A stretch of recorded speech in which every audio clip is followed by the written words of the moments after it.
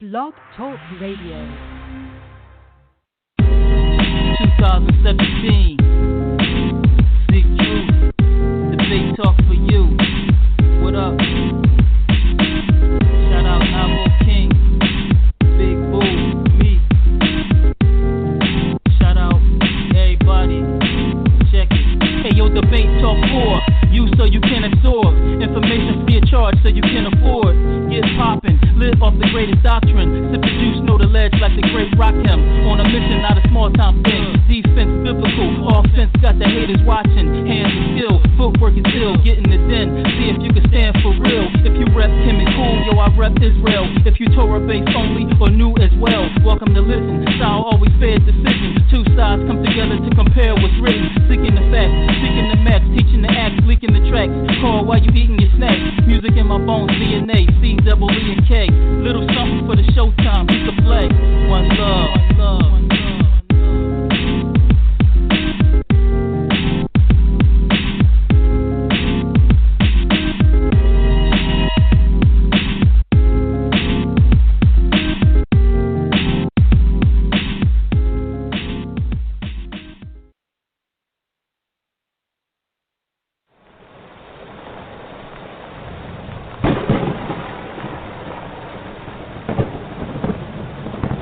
Study to show thyself approved.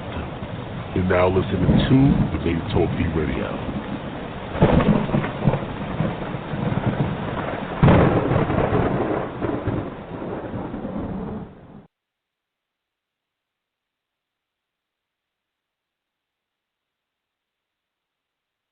Shema Yisrael, Yahuwah Eloheinu, Yahuwah Achad.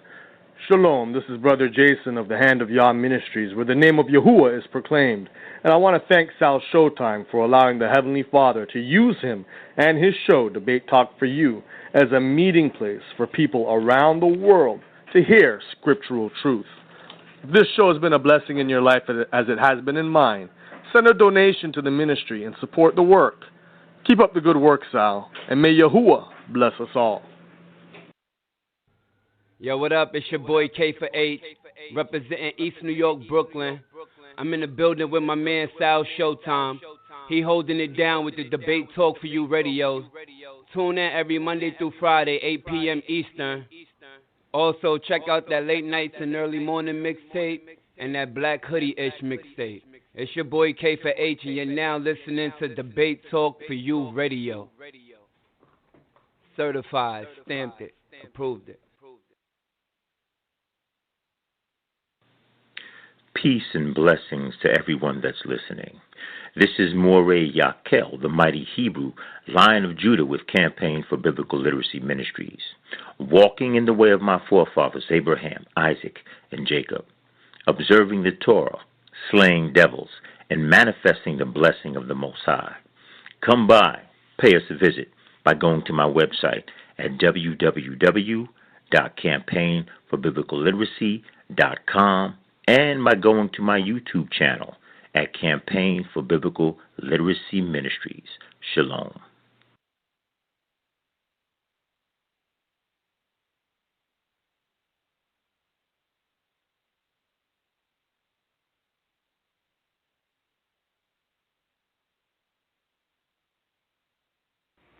Hey guys, this is G-Man from Preaching to the Choir Ministries. I got to make this quick. Yo, I'm offering General Tazariot, General Yohana, Pastor Doel, and Donald Ringo $100 per hour to come on my YouTube channel to debate me. I particularly want the ISUPK on them, particularly General Yohana or Tazariot, and I will gladly give Sal the money up front for those boys to come on my YouTube channel to prove to me whether or not Jesus actually died for the nation of Israel, or did Jesus die for the sins of the whole world? And that would include the so-called white man. And I would love to have that discussion between those two. Also, when you guys aren't listening to Debate Talk for You, I know you guys get a lot of great material here. Check out the G Podcast on the same channel. Type in G-Man, and you'll see the G Podcast every Monday at 7:30 Eastern Standard Time.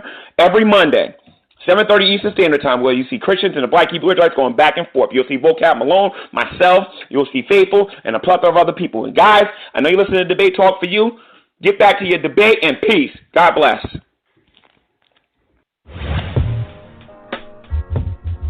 Hi, this is Tyrone Thompson, host of the Blog Talk Radio broadcast, Talk Real Solutions. Please tune in and listen to all of our shows 7 nights a week at 9 p.m. Eastern Standard Time. At Talk Real Solutions, we cover a variety of topics to ensure we speak about what may be needed in our community at any time. Talk Real Solution is the hottest blog talk radio show going on right now. You can listen to our broadcast at www.blogtalkradio.com/Talk Real Solutions or visit our website at www.talkrealsolutions.com. Also like our Facebook page at www.facebook.com/Talk Real Solutions. You can call in at any time during the show and add to the conversation and offer your solutions at 1-858-357-8453.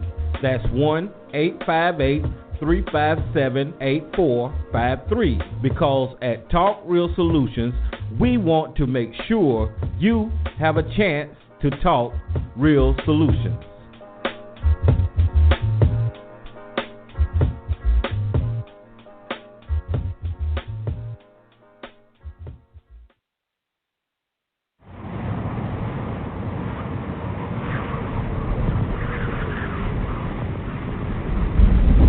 That's our popular demand. You're now listening to Debate Talk Radio.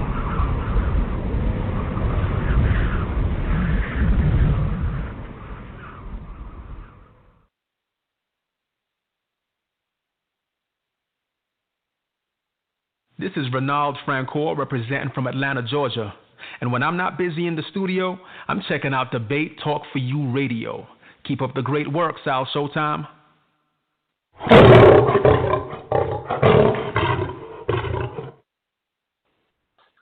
Hey, what's going on, everybody? How you guys doing? Welcome to another show.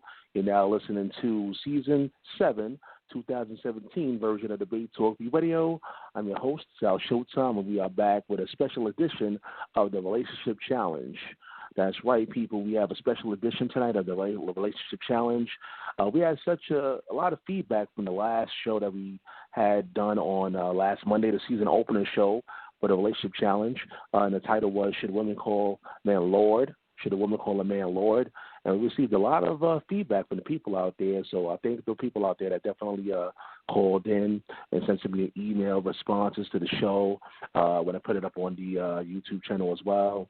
You know, we appreciate you guys. But my brother Ahmayan reached out to me, and you know, we had a conversation, and basically he wanted to have a one-on-one. Actually, wanted to present a lesson on this show.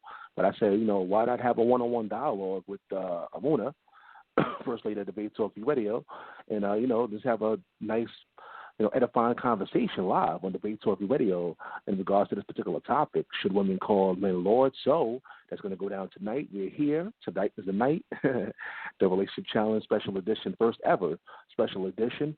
We appreciate the people that's calling in via phone and via Skype, but out of that number, 319-527-6239. Again, that number is 319-527-6239. If you have any questions or comments, that's press number 1, and we'll add you in the conversation.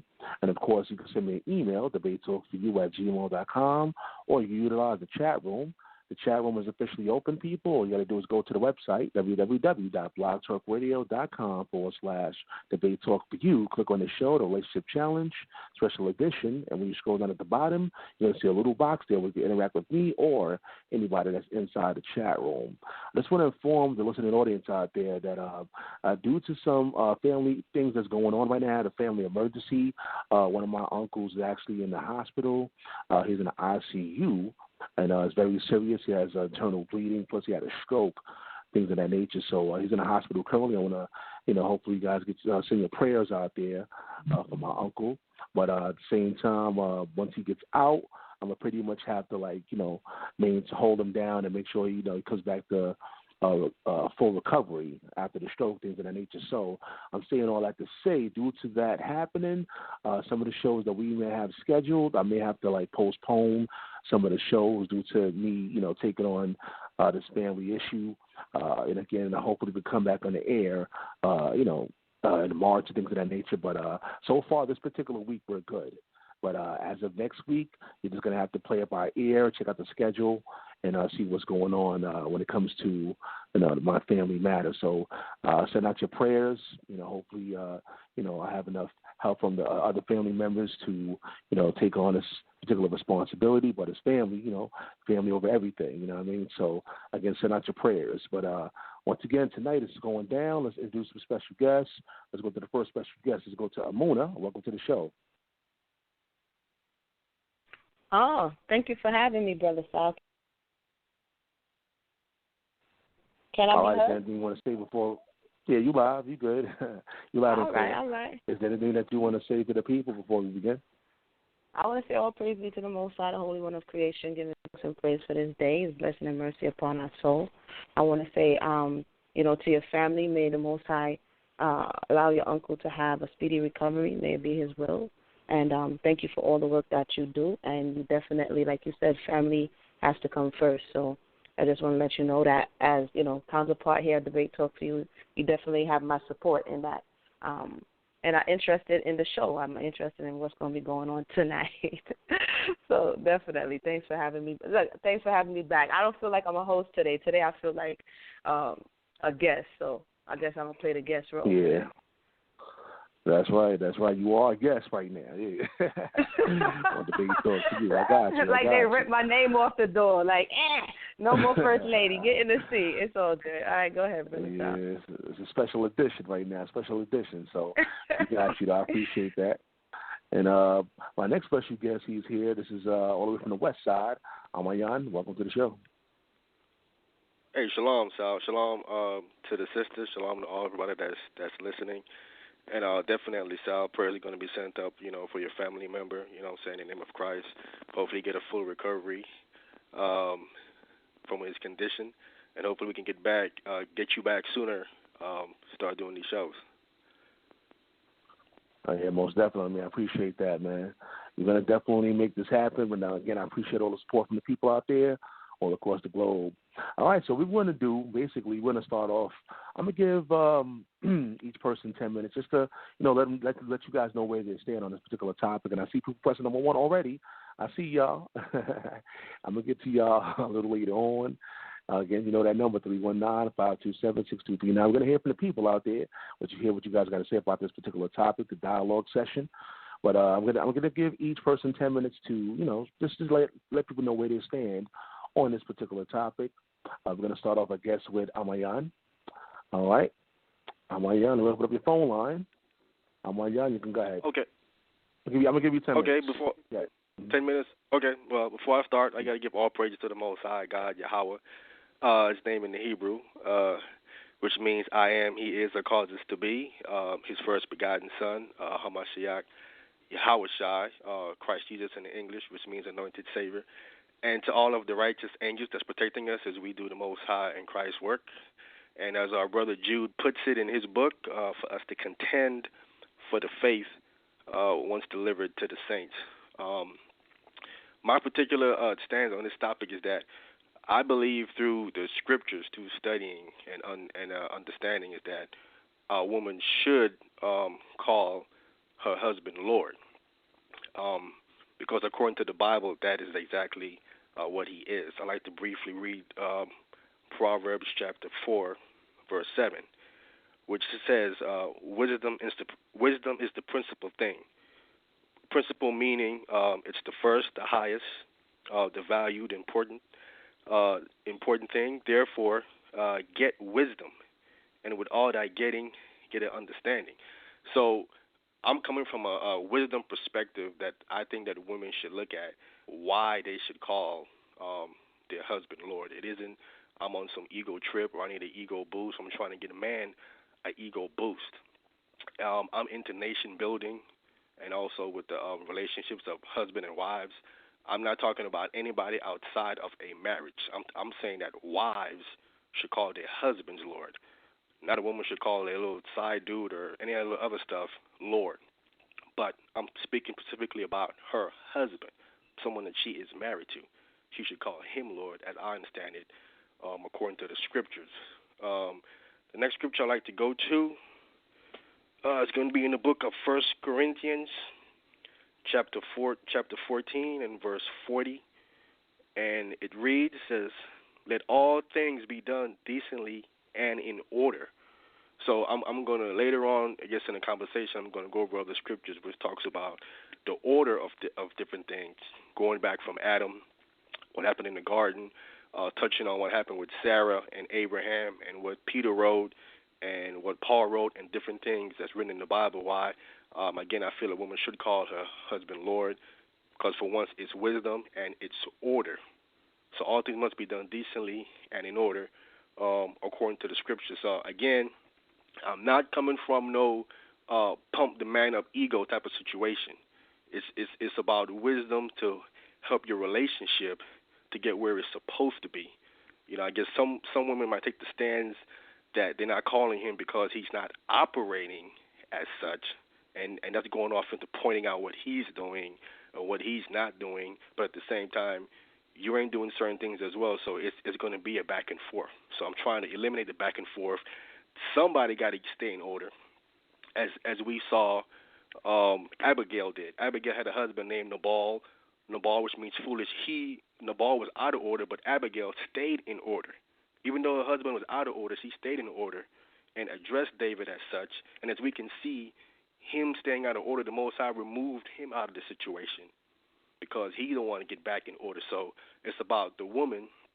Even if your husband is out of order, you should stay in order.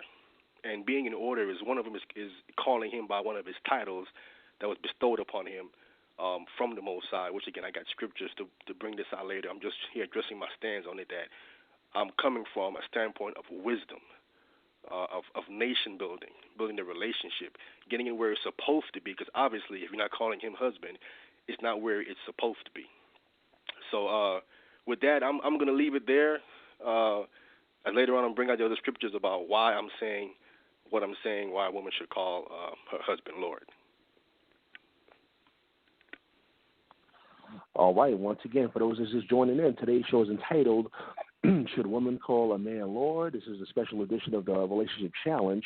That number is 319-527-6239. Feel free to call in. I see we have more and more people calling into the show. We appreciate y'all. And if you're out there on social media land, do me a favor to share the show on your personal page. Let people know that Debate Talk for You is live and on the air. And make sure you let them know that you can call in live with your questions. Or we ask that you keep it clean, though, and keep it professional once you call into the show. All right, so let's go to Emunah. Again, it's going to be 10 minutes. You can go ahead. All right. Thank you for that. Thank you for our guest expounding on his thought processes as to why the man or the woman should call the husband Lord. I'm going to look at the text in context, look at it culturally, traditionally, and basically, I as we had on the show last week, we kind of had a consensus amongst everyone who was on the show that it is something that someone should not be subjected to. It's a choice. At this point, I'm going to start off with the word Lord itself, the English translation, that appears over 7,800 times in the text. Okay? And that's something that you can verify if you have eSword, if you have some type of biblical source that you can see how many times this appears. Some of the most frequent translation is towards the Creator, which is the Tetragrammaton or the Yod He Wav He. It's not until Genesis that the word Adonai, which is, I'm thinking, is the word that is in question, because we certainly wouldn't be calling the man the name of the Most High, which is Yod He Wav He. So this English translation of Lord, which is Adon, and sometimes Adonai with the Yod meaning my Lord, is Aleph Dalet Beit Yod. It begins in Genesis 15:2. That's the first time you actually see it, according to my research, appear in the text. It was used. The word Lord was translated 64 times before this point. So it would be safe to assume that when our foreparents were referencing Lord, they were speaking of the true and living power, the Creator. It is our father Abraham who came down from the Earl of Clamsdean who began to introduce this language into the text. I think that's very important as we're talking about historically, traditionally. It was Abraham who had introduced this language. He's the first one who we are hearing with this in Genesis 15:2. As we continue on, a lot of people like to say that Sarah called Abraham Lord. Last week, Sister Mayana brought out that she was referencing him in her mind. It says she laughed within herself. That is in, if I'm not mistaken, in Genesis Bereshit 18. But before that point, my argument here is that Lord is not something that is culturally only, reference to the husband. That is something that people are taking upon themselves to reimagine the text. And I say that because in Genesis 18:3, we see Abraham, when the Malaks or the angels come on to him, he jumps up and calls them Adonai.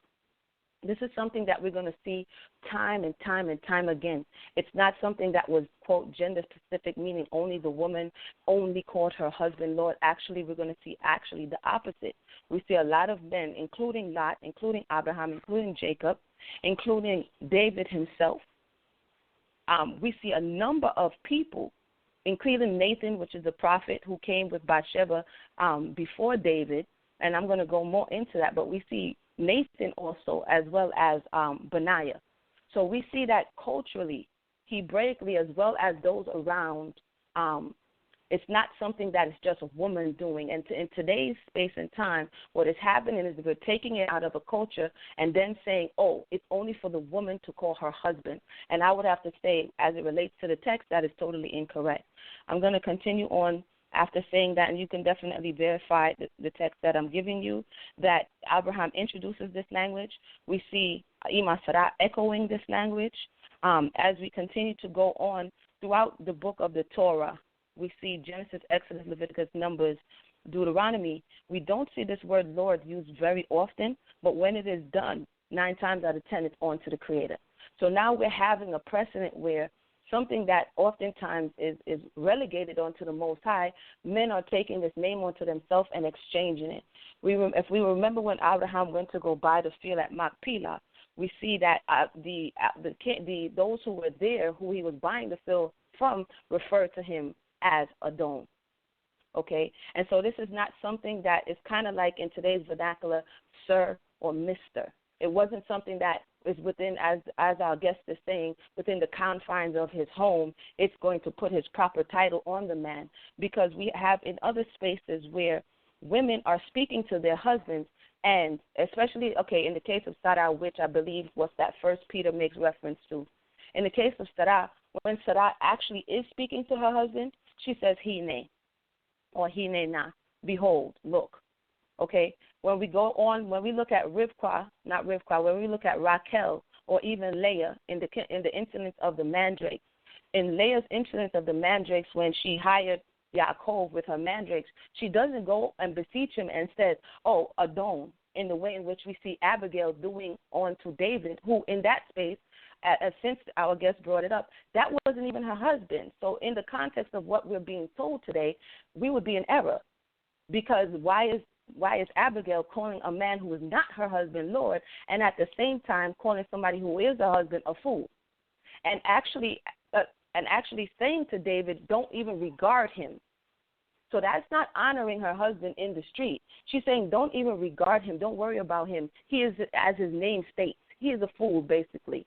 You understand? And then she goes on to beseech him, Adon, Adon, Adon, Adon, because, of course, she's trying to appease his anger and not have him to come and murk everybody in the house. And for just those who like statistics, in that verse, in the 25th chapter of 1 Samuel, she says it 15 times, my Lord, to another man, 15 times. I think that's very notable, especially when it goes back and says that in the morning she waited and then she said whatever she said. They didn't give the exact verbiage of what she said to Nabal, but they didn't indicate that she went in this, quote, my Lord conversation. And so I don't know how much time I have. I definitely have more. But my point is, people may be like, Emunah, what's your point? My point is to take out of context something that culturally was appropriated for those who people felt were notable in the community or had some kind of power or sway, and it didn't matter if it was a man or woman saying this. They said it to them, whether it was a prophet, a king, somebody who had money in that sense. They would refer to him as my Lord.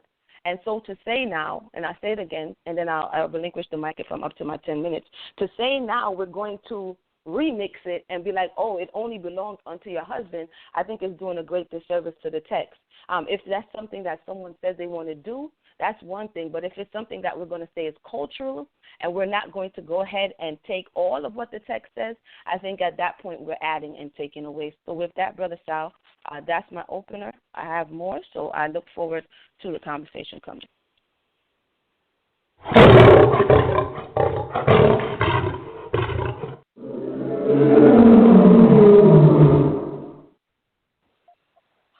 Again, that number, 319-527-6239. I'm getting some emails already in regards to this topic. And, of course, if you're on social media land, feel free to leave your comments, and, I'll read some of your comments. Or if you want to utilize the chat room, you can as well. But let's get this dialogue started. Again, everybody knows the rules. There's no foul language. Keep it clean. Keep it professional. And I'm going to ask the special guest to please, allow the person, to talk without much interruption. Let's open up the phone lines, though, and let the dialogue begin. Ahmayan, you can address whatever you heard. You can address it. Go ahead. Okay. You heard the sister. She mentioned different women at different times in the Bible that call other men outside the family house, sometimes strangers, address them as Lord. We have Rebecca calling Abraham's servant that went there, called him Lord. Abigail calling David Lord. We have Hannah calling Eli Lord. So you have men outside of the household who women, as we see in wisdom, is calling the men outside the family structure Lord. Now, if a stranger outside the house can be deserving of wisdom, using wisdom and calling him Lord, your husband don't deserve that? So you would apply wisdom to a stranger or someone out there, but you wouldn't apply that same wisdom with your own husband? That don't make any sense at all. If women are using wisdom to these men outside by showing them reverence, for whatever reason it is, the understanding is that they're using wisdom, they're showing reverence and humility. You won't use that with your own husband?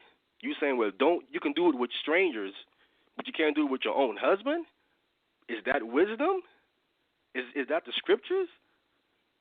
That is not no wisdom at all. So the question for me becomes, is the husband the wife's Lord? Now, when you go off into Genesis, it is clear what it says there, that Adam gave Eve her name. He named Eve. And then after that, as we see in tradition, that you have Isaiah chapter 4, verse 1, where the women are talking about, let us be called by thy name to take away our reproach. So taking on a man's name is something that can take away certain reproaches from women. So having the man name has significance on it. It does certain things for a woman. So having a man's name is very important. As we see also in the book of Tobit, I think it's chapter 8, verse 7 and 8 or whatnot. So we also see that taking on a man's name can do things for a woman. So, how is it a stretch or a reach if you taking on his name can take away your reproach and give you certain honor that you can't call him Lord in return? But yet in the Bible we see women calling strangers Lord, but your husband, no. I'm not saying that you don't call strangers out there Lord using wisdom, but what I'm saying is that it is wisdom for a woman to call her husband Lord. Why? Because he is your Lord. Now let me read the scriptures out of the Bible right quick to help prove what I'm saying here. And I'm going to get to Sarah. Why Sarah called Abraham Lord. Obviously, I want to go to the book of Numbers. Yeah, hold on. Let me jump in real quick. Ahmayan. You can ask her questions directly. She's on the line with you right now, so it's a dialogue session. Yeah, I wanted to answer that. Some of those questions. Right, yeah. right. I allow her to answer some of those questions. Because, okay, let her answer some of your questions. Okay, the line of reasoning, is very interesting. The question that was brought up is, should the woman call the man Lord? As he brought up and as I brought up, it was cultural, but not something commanded. And so this is something that the individual, as the text showed, not only the woman but the man as well, shows that this is something that someone elects to do. Now, the fact that man desires to covet a title that more often than not refers to the Most High is a bit problematic, especially when you go back to the book of Genesis and the man appropriately has a name that encompasses his role, which is Ish or Ishi. And so I find it very interesting that the man who first is a male, which is a Zakar, he doesn't want to be called Zakar because, that's his job. And so from Zakar, he doesn't want to be called Ish, which also entails his job. But he wants to skip over all of those very important titles, very important job descriptions, and jump right over to his position over the woman. This I find very interesting. And I said before in another space that press such an issue, it seems that there's more involved in it than just the woman's humility. Do you understand what I'm saying? It seems as though there's more involved in it. There's a need to have her subjugated in a way where he needs to, or the masculine energy needs to hear, call Lord. This is what, and I could be wrong, but this is what it appears to me, because there are, as I said before, there are other job descriptions in wisdom that when we look at Sarah talking to her husband, we look at Hannah even talking to Elkanah, we look at all of these, all of our foremothers speaking to their husband, we don't see this language. We don't see the language, even if the man has mashal, and it's not, the word is not Lord there in Genesis. The word is mashal, to govern. Okay, we don't see, and you shall call him Lord. And so for us to be making such to-do about this topic where it's something that is elective makes it seem as though, and I could be wrong, makes it seem as though there's more to it than meets the eye. And so that's what I wanted to say. I don't even want to mispronounce his name. Ahmayan is making it seem as though it's wisdom, but in many of the times when they're beseeching a person of power, and addressing them as such, is because there's some imminent danger somewhere. Like, Hannah is distressed, okay, and not to mention Raquel calls her father, my Lord, when she was going to get found out with the idols in the trunk. Do you understand what I'm saying? Abigail is running up to David in distress because he's about to murk all of, and he's going to take out all of Nabal's household. And so we see a lot of this conversation when Bathsheba goes to David when he's about to pass the throne, because they're in distress. If Solomon doesn't get the throne, then guess what? It's going to be problems for her, Nathan, and everybody else that's a part of their camp. So a lot of times when we do see this, this pressing, this humility that he's making, it's a life or death situation. Does it tell true for all the time? No, but a lot of this, what we're seeing come up in the scripture, it's pressing. So does the woman, every time she sees the man, every time he walks in the door, is that what you're suggesting? As soon as he walks in the door, she jumps up and addresses him as my Lord? Or is this something that is at her discretion? I relinquish the mic. Well, no, I'm not. What I'm saying is that it is wisdom for her to call him that. I'm not saying for her to call him that all the time. You know what I'm saying? I'm just saying that it's wisdom. Now, you brought up certain points where a woman called a man Lord with certain situation going on. You said I was pressing or was dire, but there's also a situation where there isn't any. Like in Rebecca case, there wasn't any kind of and something happening, imminent danger happening there. You know what I'm saying? Also with Hannah. So but again, back to my point. My point is this: is that pointing out these things where these women are calling these other men Lord. All I'm saying is that if a stranger, someone that you don't barely even know or might know a little bit, if you can use wisdom with him calling him Lord, why not your husband? I don't hear I don't know any man that telling their wife, you got to call me husband every time you see me. I don't hear men saying that. I think man, all I'm saying is that a woman should address him as that. Now, a man have other titles as well. I'm not saying don't call him his other titles, but what I'm hearing from women is that we're not going to call him that title. That one we ain't going to use. We're going to call him husband. We can call him by his name. We can call him priest. We can call him whatever other thing other men might call him in his camp or wherever he is. But particularly, that Lord title is that we're not going to call him that. And you referenced something about to stroke his ego. Now, we know that women love compliments.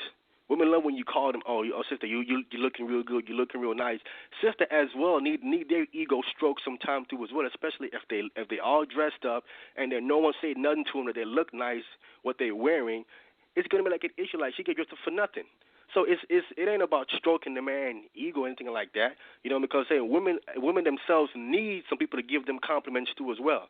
But I'm referencing that the man have this title over the women given to him by the Most High. And if you're saying that I'm not going to call him that, now what you're doing is you're going against one of the titles that placed upon him and say, I'm not going to call him that, but I can call him this, I'm going to call him that, and then you have women calling other men this title, but the husband, we ain't going to call him that title. Now, I want to address the situation with Sarah. The situation with Sarah is this. Now, if her mentality in her mind is that Abraham is her Lord, in her mind, she's talking to herself, and she's addressing Abraham in her mind as Lord. This is how she view him mentally. Now, how is it a stretch for her to take that mental and verbalize it? That's like saying your husband, you saying in your mind, you're looking at him and say, I love him in your mind, but I'm never going to verbalize that to him. I'm not going to tell him I love him. In my mind, that's how I see him. That's how I feel about him, but I won't verbalize it, never.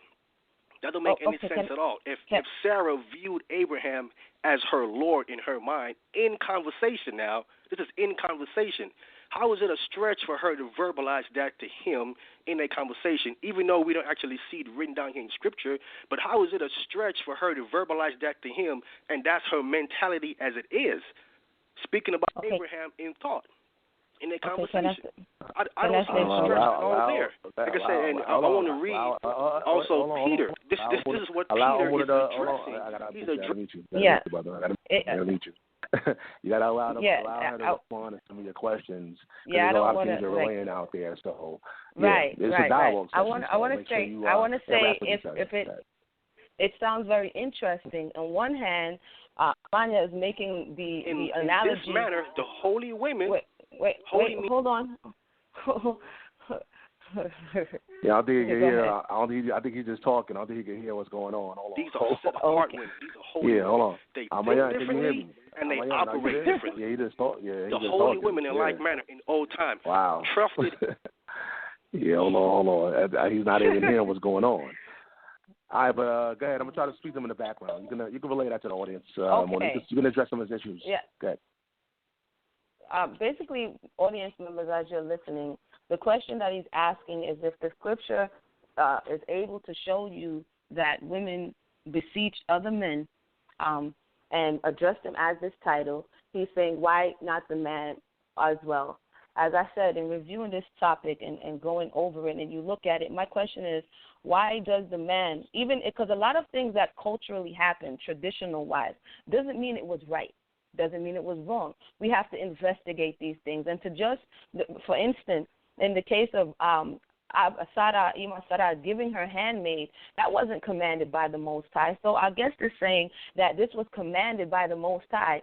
But again, if you keep referring to the Genesis story, in the Genesis story, it's not commanded by the Most High to call the man Adon. That's number one.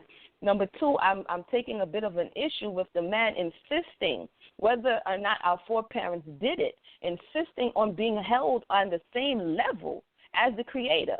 If this word Lord is being translated, and even Adonai is being Abraham used it of the Creator, other of our foreparents used it of the Creator, how, to me, presumptuous is it to demand that you be called by a title that is reserved for the Creator, or even to share a space that the Creator shares with that reference? And why is it not good enough? Even though our foreparents, like I said, we are here in captivity, scattered to the four corners of the earth. So it behooves us to think ourselves, as the scripture says, in the land of our captivities, and see whether or not things that came before us actually edified us, or were they stumbling blocks. And when we look at some of the things, as for instance, a king was never supposed to be in Israel. So a lot of people are hinging our survival as a nation on a king, but they forget the story that when the king was first introduced, the Most High was wrath, and so was Samuel. So just because Israel got a king doesn't mean it was right. Just because people ran around calling one another Adon or Adone doesn't mean it necessarily was right. And so my thing with the guest at this point is, why are we in 2017, or why is the man insisting on going into the space? And once again, Genesis does not say she shall call him Adon. The word there, and if anybody knows Hebrew, please, let's go back and take a look. It says he shall govern over her, or govern within her, and the word is mashal. So, very interesting stuff. I look forward. Hopefully the guest is actually listening in now, and we could continue the conversation.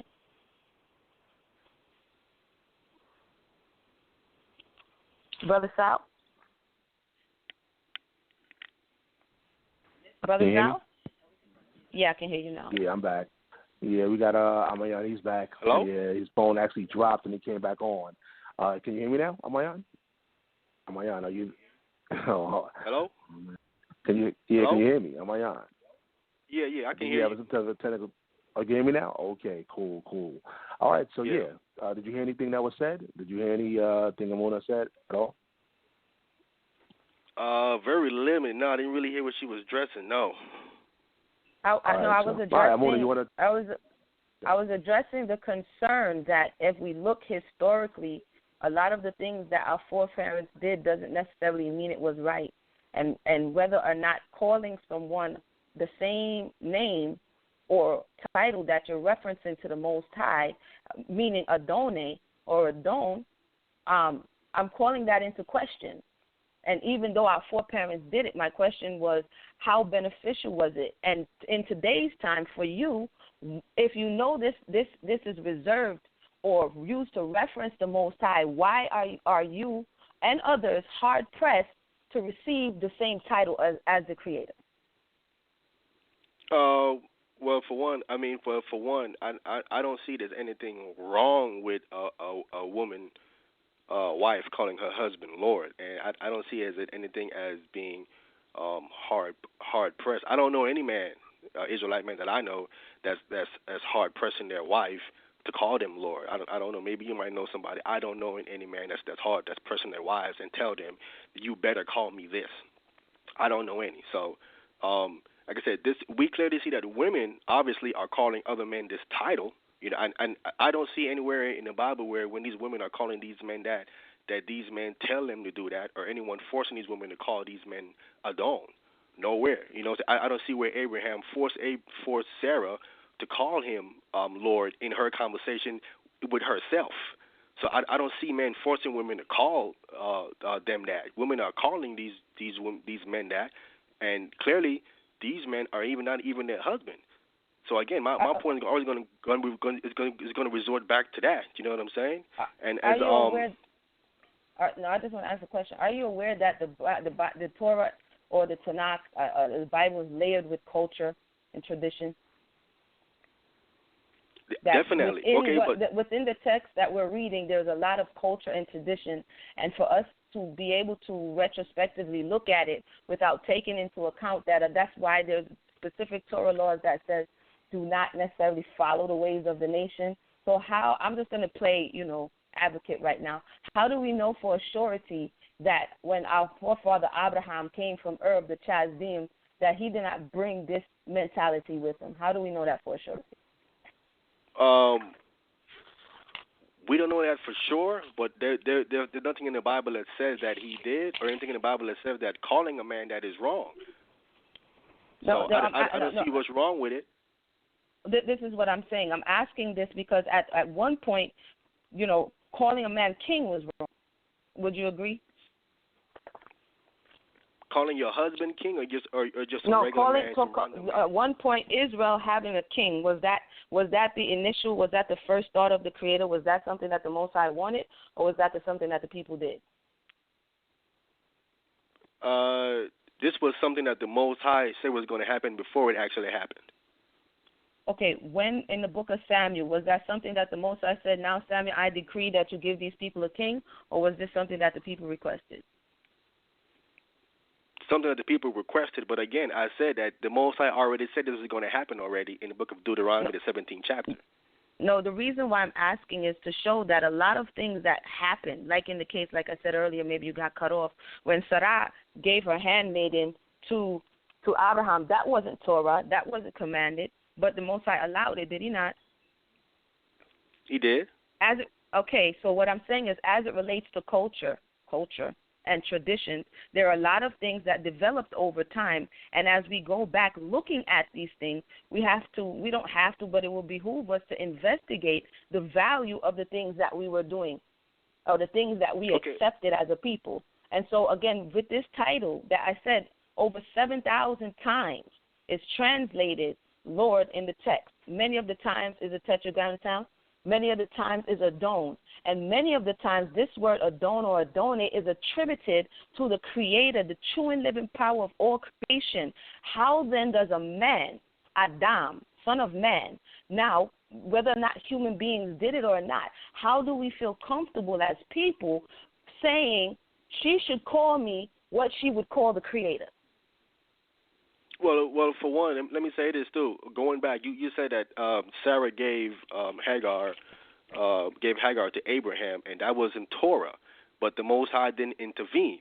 The same way, if women are calling these strangers Lord, and the Most High didn't intervene and say, hey, you have to stop calling these strangers lords and so on and so forth. He didn't intervene. So you have to also think why did not the Most High intervene? Why isn't the Most High intervening in when women are calling other men Lord? Why is he not saying, look, shut that down? You know what I'm saying? So the Most High didn't intervene for a king either. The Most High didn't intervene when they begged for quail in the wilderness. It's called allowance. Just like Moshe said, blessing and cursing before you this day.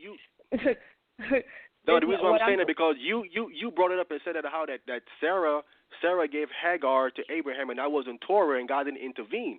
So I'm going off for that. You know what I'm saying? Understanding that the same way he didn't intervene then. Okay, that's what I'm saying. I'm talking about now him intervening. Since you brought it up about him intervening, I'm saying that how women are calling men Lord, he's not intervening neither. Okay, so there is a reason why he's not intervening, and that's the Most High. Hold on. One at a time. Hold on. There are many things, as I just stated throughout the text, that the Most High did not intervene. Now, you stated in the beginning of your opening statement about wisdom, correct? Yes. There's another thing that Solomon says, wisdom is principle, right? So therefore get wisdom. And then what did he say? In all you're getting, get understanding. Now, when we look at a lot of the situations in which people said that they wanted and the Creator did not intervene, we have to look at the end of the matter to see whether or not we chose right. So in the case of Sarai, the intervention did not happen to say, oh, no, you can't get the handmaiden. But what happened as a result? Ishmael. And then after Ishmael came Yitzchak. And then after Yitzchak came the split. And then the same wrong turn, Sarai looked to right it by saying, Most High, or telling her husband, got to get rid of this woman. So it is with the king. The Most High did not intervene. He said, give them what they're asking for, but tell them what's going to happen. So we can't use the premise that the Most High didn't intervene in every human interaction without not looking at what was the end of the matter. What was the end of the matter with begging for quail in the wilderness? You're going to eat it till it comes out of your nose and you throw up. So I just wanted to say, as it relates to that intervention topic, we don't always see the Creator intervening in whatever human affairs is. The Most High will allow you, like Moshe said, blessing and curses before you, this day you choose. And whatever path you choose, that's how it's going to play out. I just wanted to say that. I'll relinquish. Go ahead. Okay. Well, as I don't see what Sarah calling Abraham Lord got to do with her making a choice to give Hagar to Abraham, knowing that she couldn't have children and Abraham wanted children. I don't see what it got to do with her in her mind having a conversation calling him Lord got to do with any of that. How is her in her mind calling him Lord is an end result of her making a decision on her own to give Hagar to Abraham. It had nothing to do with that at all. That doesn't even go together at all. Okay, so as I don't see how that correlates because Sarah made a decision on her own. Abraham didn't force her to say, give me Hagar. So then, that was her decision on her at that own. Point, if he was her Lord, then she wouldn't have made the decision on her own. Now, would she have? wouldn't she have beseeched him because he's her Lord? He governs. Hold on. That goes back again to her being. Wait, hold on 1 second. Based on what you just said, Sarah calls Abraham Lord in her head, but Sarah goes off and makes her own decision. People who have lords don't go off making their own decisions. So at some space in between her saying he was my Lord in her head, she felt confident enough in her position to come up with a conclusion and introduce it to him. So that goes to show that what was not said verbally in her actions is showing that she didn't totally quote, because and then I'm going to ask you to please define when you say Lord, please define that, because there's another space in time more recently when people were, quote, lords or masters, and that's slavery. So this word master in the New Testament is called Kyrios, I believe, the supreme, this very lofty title that's used in the New Testament. Our most recent interactions with this is the slave master. And so are you saying that this is a slave-master relationship because oftentimes where she is the subjugate and he is the one who's lording over her? Is that what you're saying as it relates to that? Because let's back up for a second. Can I get a definition of when you say Lord? Can I get a definition? Wait. I need to answer first the different things that you brought up. You brought up about go ahead, no problem. Sarah going on her own. First of all, Sarah was following the law of the land. The law of the land said that she can give her handmaid unto Abraham. That was something that was in her right to do as the wife. So she could do that. Okay. So law it wasn't something which that land? The law of the land that came back for the law of Hammurabi. Hammurabi has a law of 180. Hammurabi, whatever you want to say this man's name. Hammurabi. He has a law. Okay, he has a. That was the law of the land at that time that Sarah was applying. According to that law that they brought from Ur the Chaldeans, she was able to do that according to that law. So that's what she was exercising at that time. Okay. Now, as far as the ones in the wilderness that you referenced and that was asking for quail, according to what it says in it, it says that the mixed multitude fell a lusting.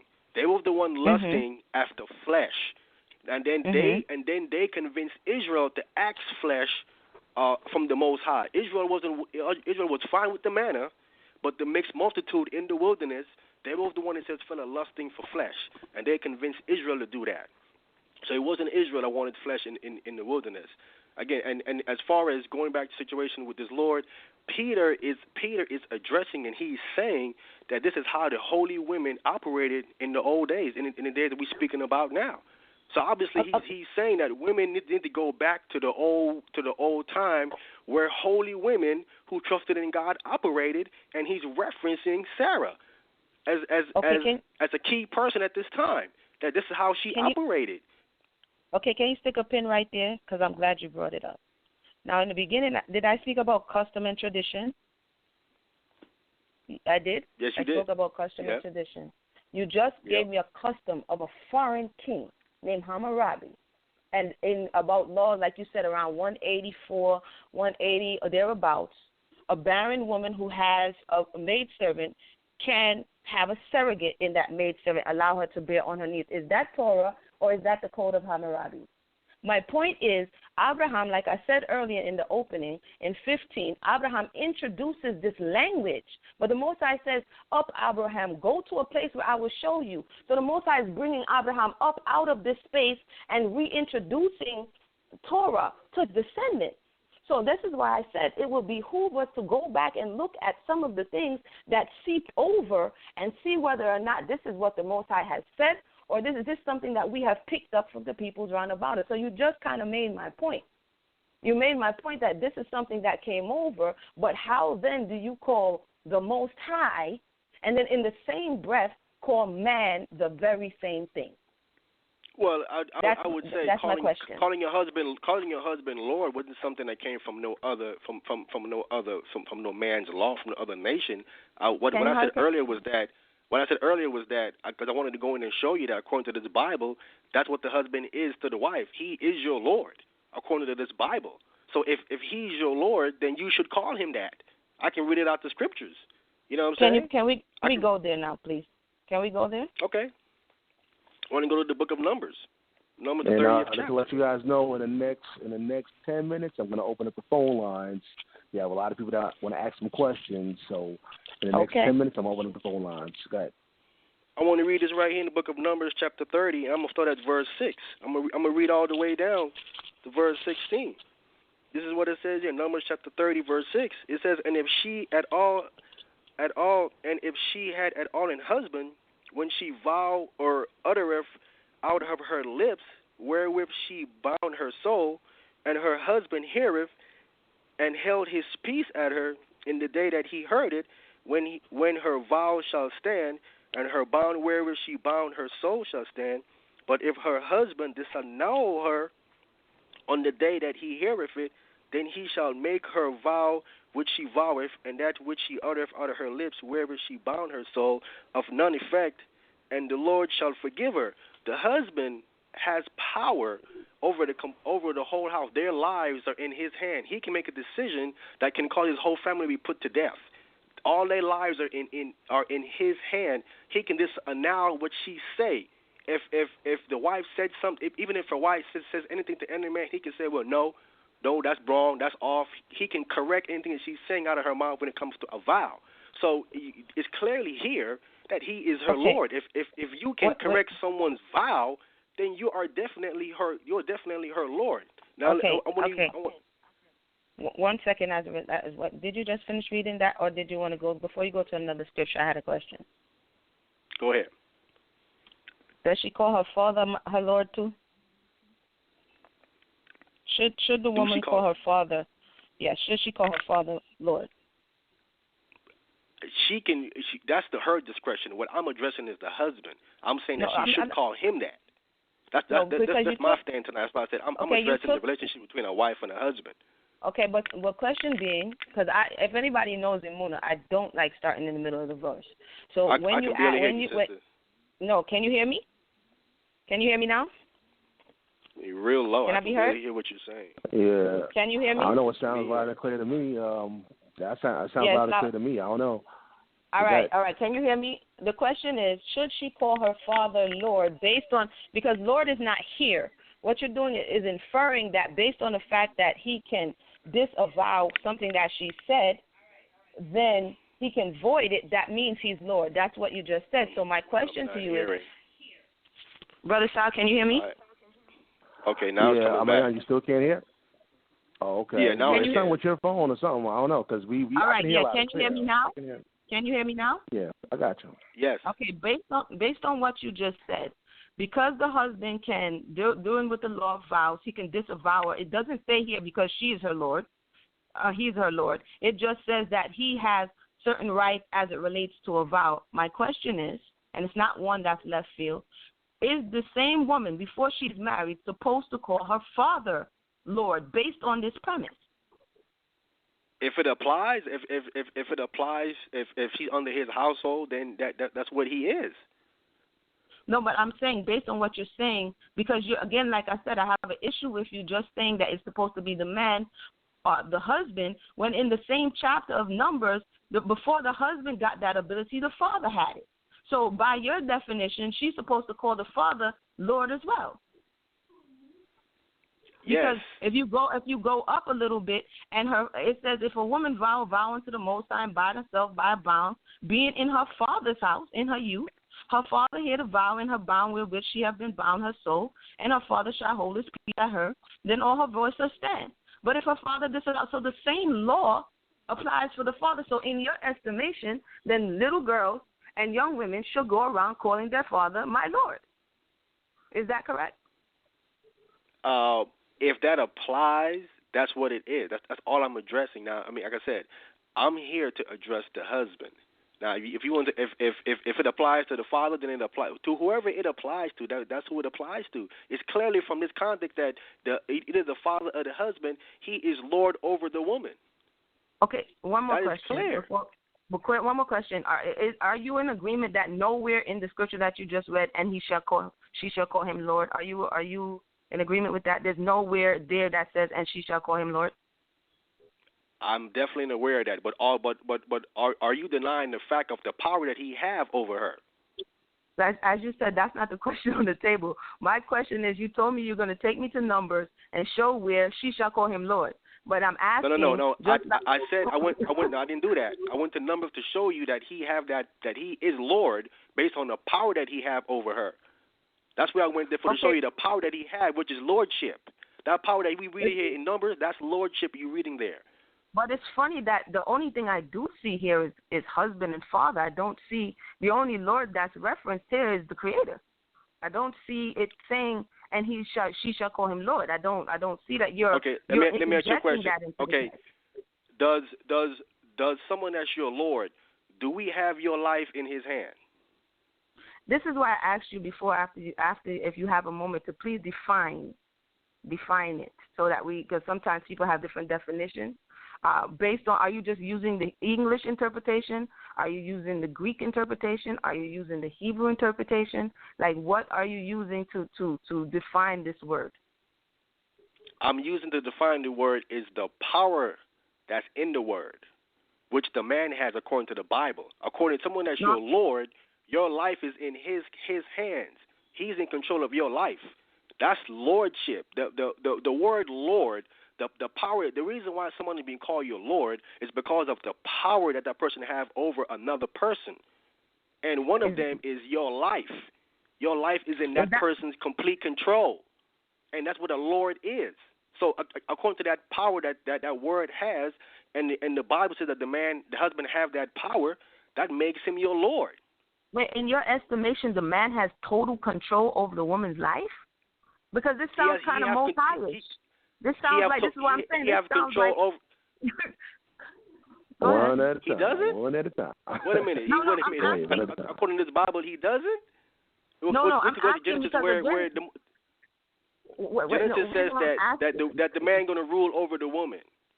That doesn't say total control, sir. It doesn't say total control. Okay. All right. Where do you get total control from? Okay, let me understand. Let me understand then.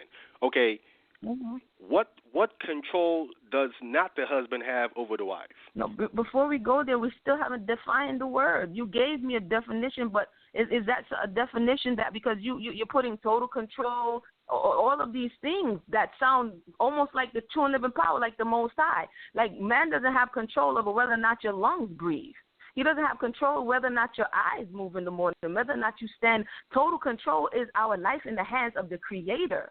And so this is why I said to call a man the same thing that we're calling the Creator, you're actually bringing out my concern. Because in your estimation, this another human being has total control when in reality that's a falsehood.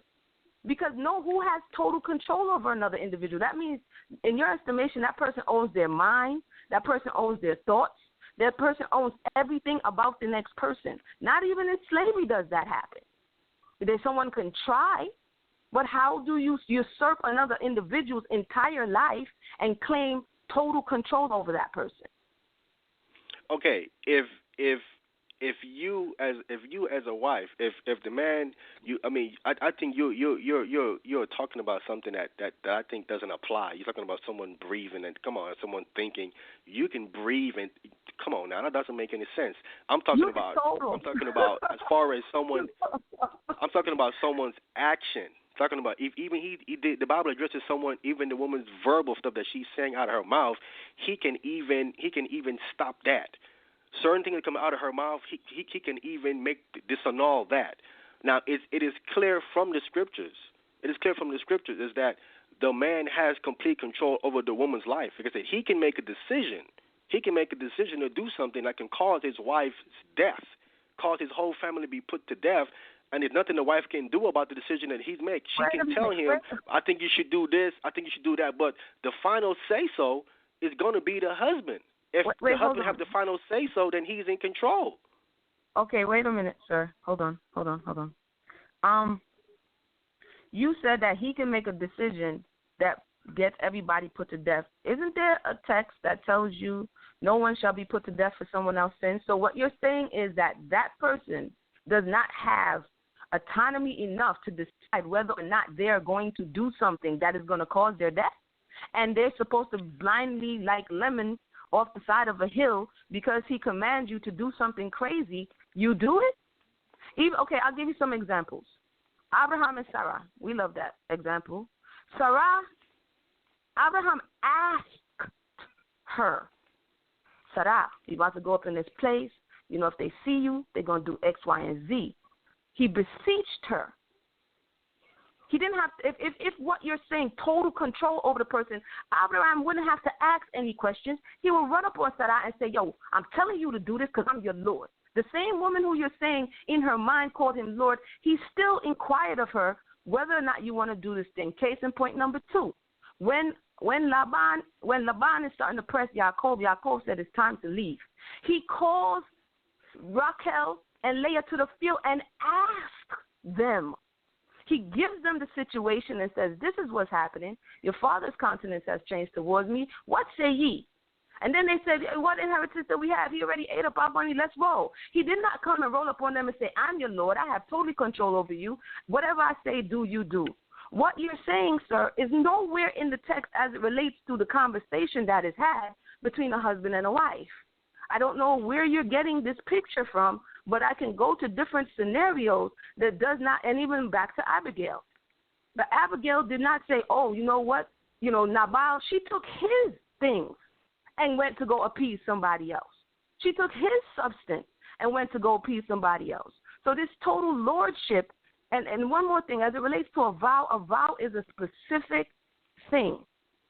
A vow is a promise to pay for a situation, like in the case of Hannah and Elkanah. Hannah made a vow. This is why she was speaking to Eli, and Eli is like, you drunk? She said, I'm not drunk. I'm distressed, blah, blah, blah. He told her, don't worry. She made a vow at that time. And when her husband heard the vow, which is giving up your firstborn to go into the temple, he held his peace. A vow is a promise to pay something to the Creator in exchange for something. It's not just, I own total control of your mouth. You can't say nothing unless I approve that. No, it specifically says in the book of Numbers, a vow. So with that, I just wanted to say, this is getting very interesting. But Brother Sal, are you there?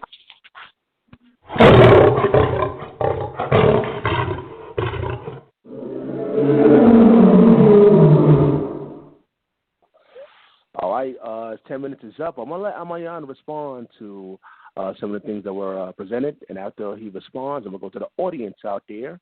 Again, if you want to ask any questions or comments, the number is 319-527-6239, or simply press number 1. If you already called in, simply press number 1, and we'll add you in the conversation. Let us know what you think about this topic. Should women call a man Lord? Should women call a man Lord? This is a Relationship Challenge Special Edition right here on Debate Talk Radio. We're going to go to the people really soon. Well, let's go to Ahmayan, and after that, we're going to go to the audience. Go ahead. Okay, well, what the sister said was that just because Abraham went and asked Sarah, that how he asked her for it, for some way that he couldn't have told her to do it. Like said, look, you're going to do this. Like he couldn't have done that. He could have done it if he wanted to do it. You know what I'm saying? He just didn't do it because he's applying wisdom. He didn't have to. There is no, it isn't definitive where she's trying to say that how he couldn't have done it.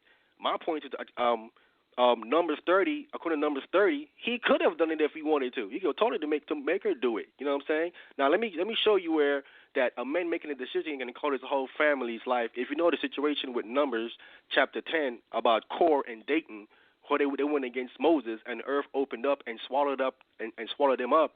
We know that their children were saved, but their wives died with them. And also here in the book of 2 Samuel chapter 21, when Saul killed the Gibeonites, the Gibeonites. When Saul killed the Gibeonites, the Lord had a famine in the land, and the Lord said that Saul killed the Gibeonites, and the Gibeonites wanted to turn over Saul's sons to be killed for what Saul did to the Gibeonites. So what Saul did to the Gibeonites, and he is dead, later on the Lord caused a famine, and what Saul did caused his son. It killed 7 of Saul's sons died for what he did.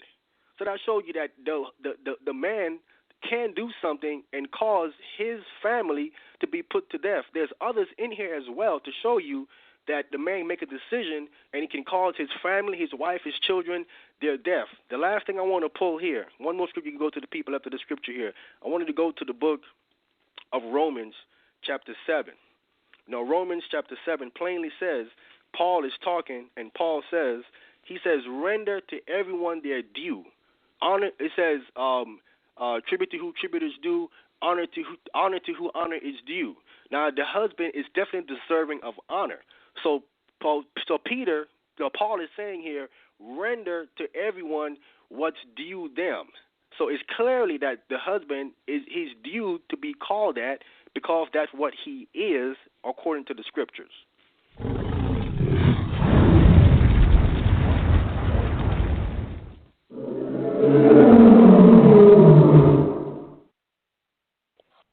All right, my favorite part of the show is the public Q&A segment where the people could call in live with their questions and their comments.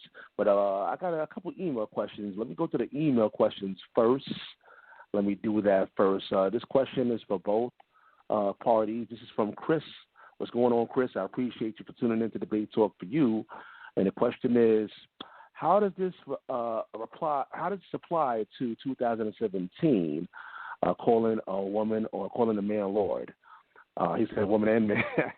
Okay, that's what he actually said. All right, so let's go to Ahmayan. Right? How does that apply to 2017? He said woman and man Lord. Maybe it's a typo. Hello? But go ahead. Can okay. you hear me? Yes. Yeah. Mm-hmm. Okay. What I'm saying today is that I came out from the standpoint of wisdom. This is how it applies today because it is wisdom in a relationship for a woman to call her husband that he's gonna feel better about himself and make him want to operate better if he isn't operating better. It isn't that she's giving him any time of ego boost, but it's something about the relationship where he feels that his wife is giving him that honor and that respect.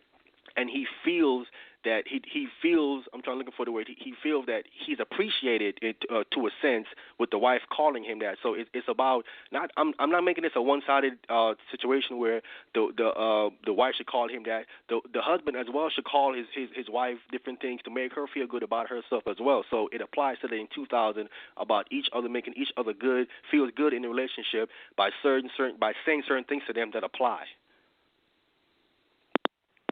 All right, Emunah. Yeah, Brother Sal. Like I said, we had this conversation last week for those who missed it.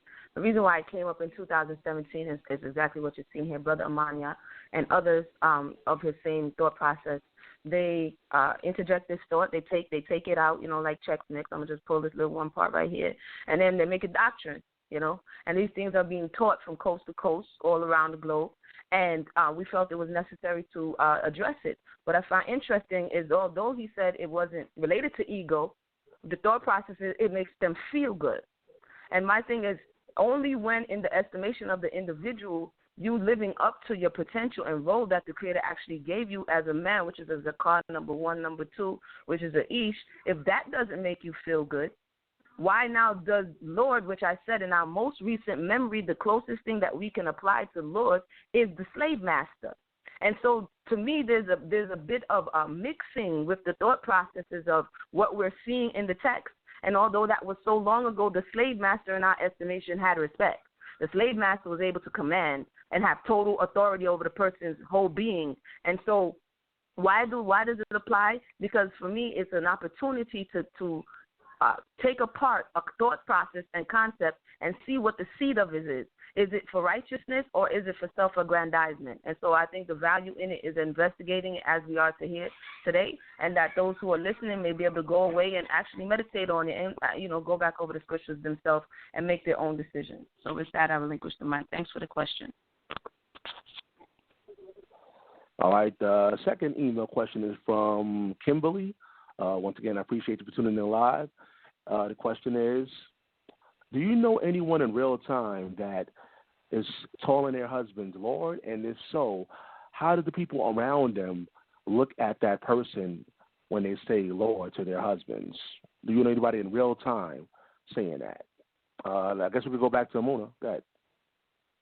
What was funny is that I came from a Knesset back in New York where this language was very normal. It was normalized. And it was normalized in a way where it wasn't necessarily commanded. It was what men said to each other as a sign of respect, is what women said. So you would buck up on or you would encounter some Israelite conversations or congregations where the men have Adon before their name. So inadvertently, you're calling them Adon.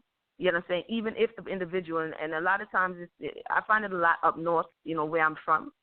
But today, even Brother Awar gave a situation last week when I asked the very same question, and he said yes. He said he used to see a man who looked like he made the woman call him this, and whenever the man would come in, she would jump off her seat, bow down, and call him a dome. So you do have very extreme factions where, in order to have a show for the peoples around them, will force the women and subjugate them and say, you lack humility. You're not like Imasara. You know what I'm saying? You're a rebellious little Jezebel because you don't want to bow down when I come to your town. And so this is a real and present situation. It may not be for those who are not necessarily engaged in camps or Knesset or synagogues, but for those who, who come into contact with this, it is a real and present thing. And for this reason, we are addressing it. So like I said, yes, there are people today who say this, and it really depends on the culture of the place, because each place has its own culture. It really depends on the culture of the place that you go to, whether or not you're going to be alarmed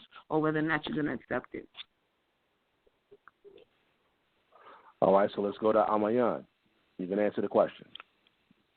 Okay, well, like I said, anybody can take something and abuse it, and of course, you know what I'm saying, someone give you an isolated incident or what's happening over in that area there where a man is definitely abusing something like that. It makes it look bad, but there's other areas as well where a man is actually not abusing it, and I give myself as an example. My wife called me Lord, and I never asked her one day to call me Lord. Never. We never discussed First Peter's. We never discussed Genesis chapter 18 or none of this right here. This conversation has never came up in our relationship. It ain't never came up. Her on her own is studying. I said, just read it for yourself. You get any questions, bring it to me. Her on her own called me Lord. I never asked her to. And she don't call me Lord every day and all that other stuff going on. On her own, she's doing that. So there is instances where women is calling her husband Lord, and ain't no one asking them to at all. So it isn't about someone forcing someone or even asking them to do it. Is that women go into the scriptures and it's studying, and the Spirit is showing them and leading them, and then they're calling their husband Lord.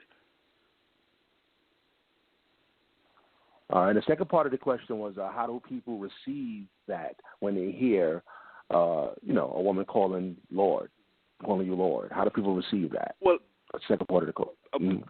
It all depends. It all depends on the person understanding of why the woman is doing it. Some people might hear it and immediately assume that the husband is making her say that or making her do that or you know what I'm saying.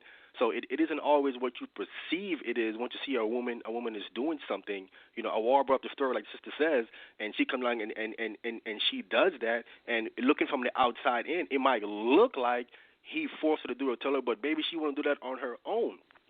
We don't have the whole story, so I mean, it's all about the perception, and it isn't for anyone to see something, to hear something, and then come to their own conclusion. It's for you to go ahead and find out how it is first. Is she doing it on her own? Do she want to do it, or is he actually forcing her to do it, and then come to a conclusion? But in the time that we living in, it's going to look negative. But I know from talking to men in general talking to men, when a woman is humble and showing that reverence and respect, it's an attraction to the man. He's more attached to her when she's more humble to him versus when she's bucking up.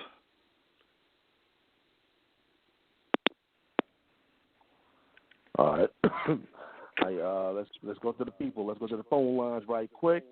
Let's see who's in the phone lines. Again, you know that number, 319-527-6239. Again, let your voice be heard, people. Don't be shy. There's a lot of people on the phone lines right now. Brother Sal, I want to say something real quick. I want to say something real quick as a result of what Brother Ahmayan just said. It goes back to my thought, what he said.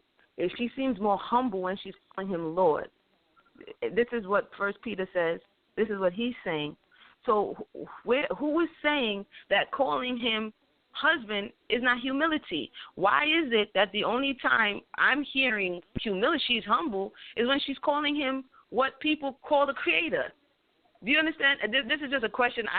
I'm a bit confused why calling someone Lord is connected only with humility. that's my question. But Brother Sal, you could go to the phone line. Let her answer that quickly, and then after that, we'll go to the line. Yeah, you can answer real quick. Quickly, though. Yeah. Okay, like I said, I never said that a woman should just only call her husband Lord, but I said that she should call him that. That's where my stance is. All right, cool. Let's go to the phone lines. Let's go to 702-806. You're live in air. Yeah, how you doing? This is Bishop Isaiah. And how's it going, Sal? Bishop Isaiah in the building. What's going on, man? Not much, man. I just want to comment. It seems like the sister's a little confused. First of all, the word Lord is not nearly on the same level as the Creator because the Creator name is Yahweh. Lord and God, it basically stands for power, which the Israelites do have. Through the Most High and also the Son, which is Yahweh Shah. It says in Scripture that they consider us as gods, priests, and also kings. Okay, so for that reason, there's nothing wrong with the wife calling the husband the Lord, and also the word husband. See, that's the heathens' culture. We have to get back to the Hebrew Israelite culture, and names like Lord and King is what it is, and the husband do have basically total control over his family, and that includes the wife. And with that, I yield. Emunah, you can respond. Go ahead, Emunah. I would say, for those who would like to ask a question, feel free to press 1. I would say as it relates to the caller, thank you for your call. As I said, a definition would be appreciated because the Creator indeed has been called numerous times throughout the text Adonai. So to say that, yes, Israel has power with the divine and man has prevailed, but to say that this is not something that is like God unto the Most High because the Most High's name, I said in the beginning that the translators, which is the heathen culture, if we're going to talk about English, but if we're going to go to the Hebrew, that's something else, Lord and husband, that's why I keep saying Ish, which is within the text. To say that the Most High has not been referred to this by our foreparents, that's not totally true. Because all throughout the Torah, we see the reference to the Creator not only as Yod-Heh-Wav-Heh, but Adonai. And so what I'm saying is if we're going to take that from saying, hey, you know what, I call the Most High this, and I call you this too. And how is that the only way to show respect or humility is my question. But once again, thank you for that. And Brother Sal, the mic is yours. And again, for those who want to press 1 so that your voice could be heard, you press 1 on your keypad. Yeah, I see people on the phone lines. We're going to get to y'all. Ahmayan, you can respond briefly. Go ahead. Okay, well, sister, calling your husband Lord is not the only way to show him respect. I think you're trying to make it a one-sided issue or an issue that just narrow. Where is that the only way a woman can show her husband humility is by calling him Lord. I'm not saying that. I don't hear no other man saying that. Like I said before, all the places where women are calling these men outside the family house Lord, ain't no one forcing women to call these men Lord. Women are actually calling these men Lord because they're using wisdom in many cases. As you can see clearly, they're using wisdom. So if you can use wisdom with a stranger, why not with your husband? Once again, sir, the name of the show is Should the Woman Call Her Husband Lord? I'm not narrowing the conversation. The conversation was already narrowed, and so far I haven't heard any other name by which she can refer to him that shows as much humility as what is being inferred here, which is calling him Adon or Lord. So basically, I'm not arguing. You understand what I'm saying? It's your position that she should call him this, but you haven't presented anything else that she can call him that shows the same level of respect. So it's not really me that's narrowing the box. This is the box that I've been given in the context of the title of the show, if you can understand that. So I respect and accept what it is that you just said, but so far what I got is that if she could do it outside, then she could do it inside, and it makes me feel good. That's really all that I got so far as it relates to, why she should do this thing. But with that, Brother Sal, the mic is yours. All right, I have a question in the chat room. We're going to get some more of y'all questions. Stand by. I know there's a lot of people pressing number 1 now. All right, I'm going to get to y'all. But we got some questions actually in the, one question right now in the chat room. This is from Porphyria. Welcome to the show. It says, I have a few questions. What is the definition of Lord? That's the question. What is the definition of Lord? Let's go to Ahmayan. I don't have. I need to look up in the dictionary to be. I want to be 100% accurate with my definition. I don't have it in front of me, but what I'm saying is that Lord, understanding what a Lord is, someone that's above you or over you, that has control in situations in your life, according to the scripture, according to understanding of that word Lord. I'm saying that according to the Bible, this is the power that the man has, that the same power that word carries. I'm referencing the power that word have. And that power that word have, according to the Bible, is the exact same power that the husband have in the relationship when it comes to his wife, with his wife in the relationship. So, like I said, I don't have the dictionary in front of me to give you an English definition of the word Lord, but the word Adonai or Adonai or Adon, the different words in the Hebrew, can be translated as Lord, as Sir, as Master. They translate it differently, but according to the context of where it is said, it is translated differently to give you the understanding of what it's really saying. Is it Lord, or is it Sir, or is it Master? All right, Emunah. Yeah, I've been asking for that definition, being that, that's what's being argued here, and sometimes we get lost in translation. There's several definitions, again, when you go by the English, so it would behoove one to go via the Hebrew to get the fullness out of it, because the English mingles it all together. And so I'm gonna pull it so that I can give. I was waiting on Brother Ahmayan because he was defining it through his own way of definition. So I'm going to get the full translation here. And once again, it's going to reflect the word usage. So I'll get back to you with that. And as we're doing that, my question also is, does not your New Testament say in Matthew 23, call no man Lord? So I would put that on the table for Brother Amanah, for if your New Testament says call no man Lord, and as you clearly said, and a lot of the callers subscribe to the New Testament, then how is this even a question when the New Testament is clearly saying you have only one Lord, or one Master, or one Kyrios, one supreme intellect that governs you? Then how do you justify accepting that title when there's only one?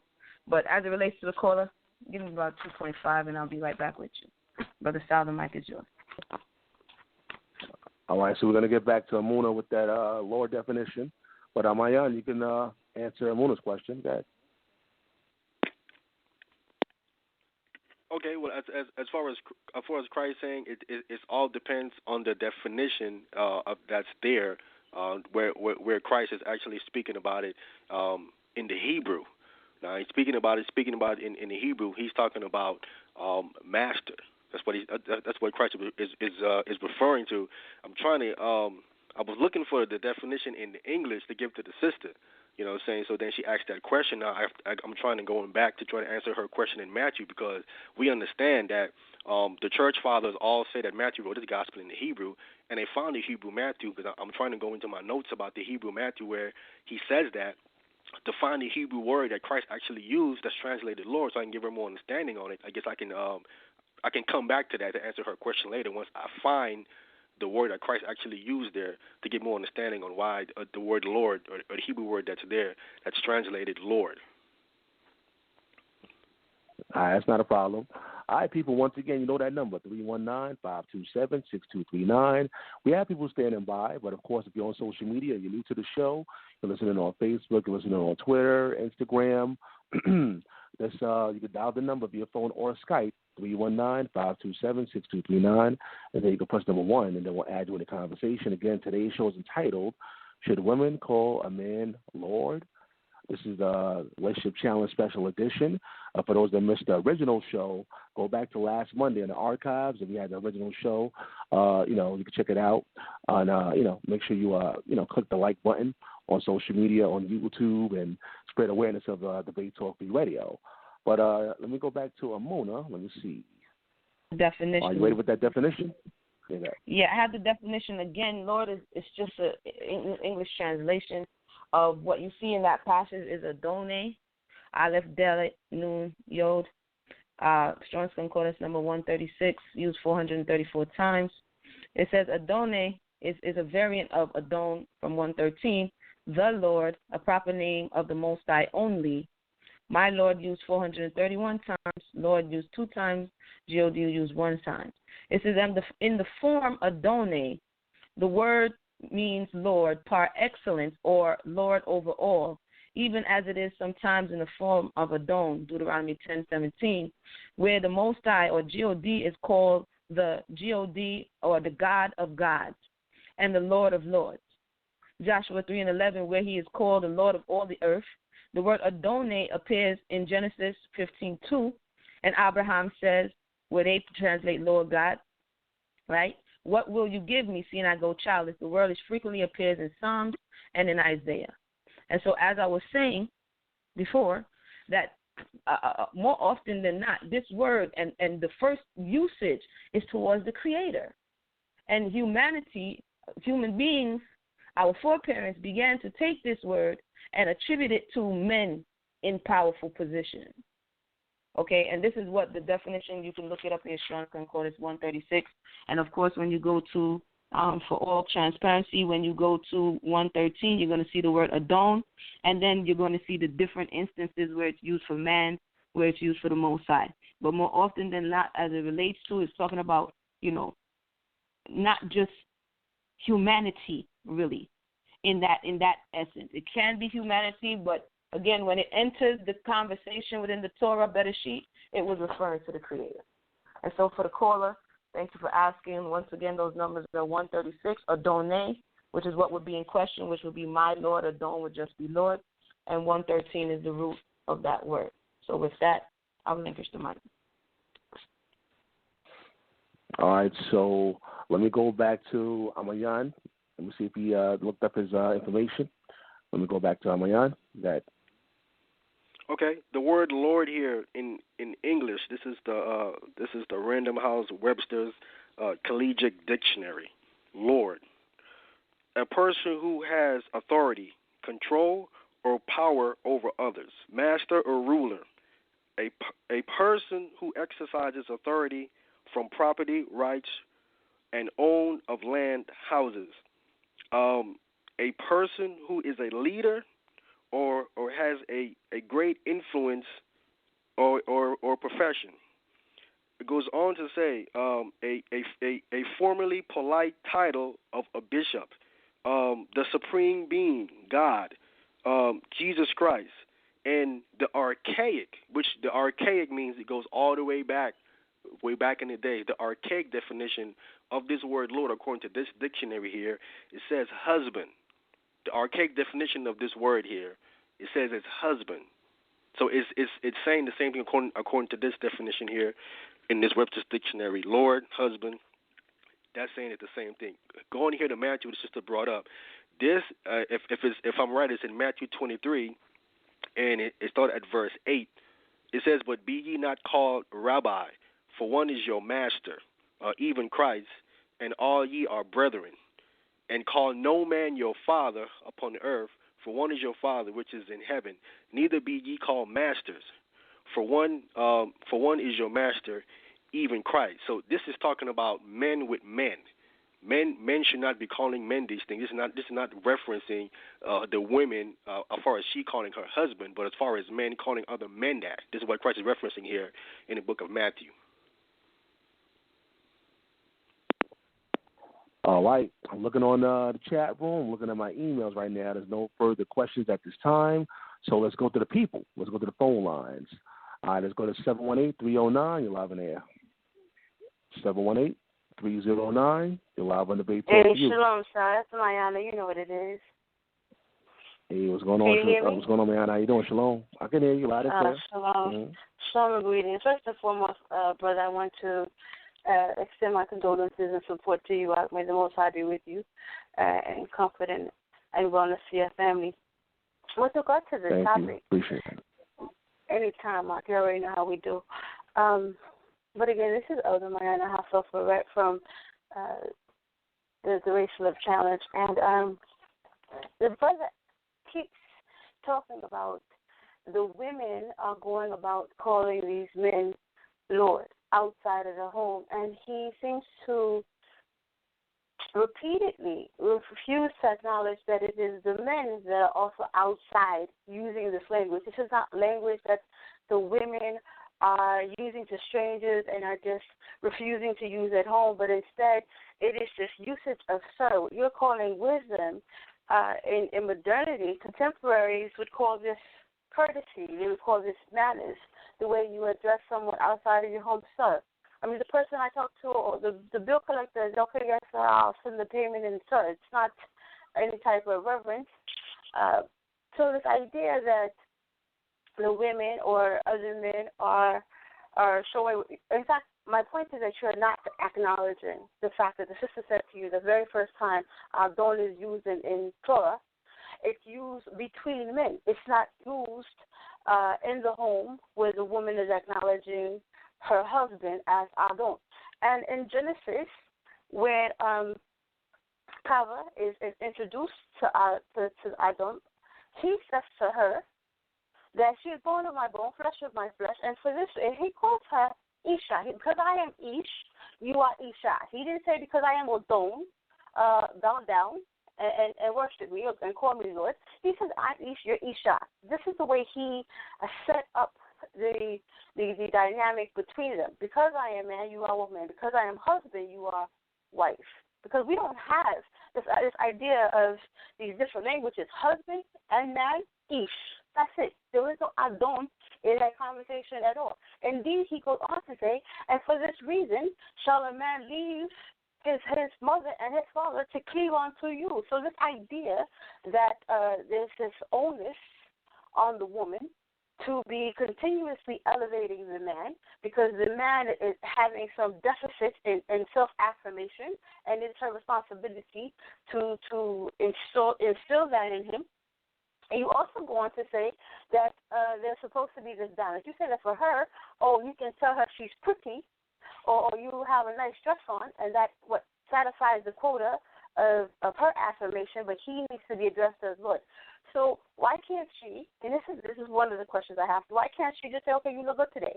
And that's what you're saying is all that the women need for affirmation, and that somehow is also, going to fulfill her duties or responsibilities or her reverence.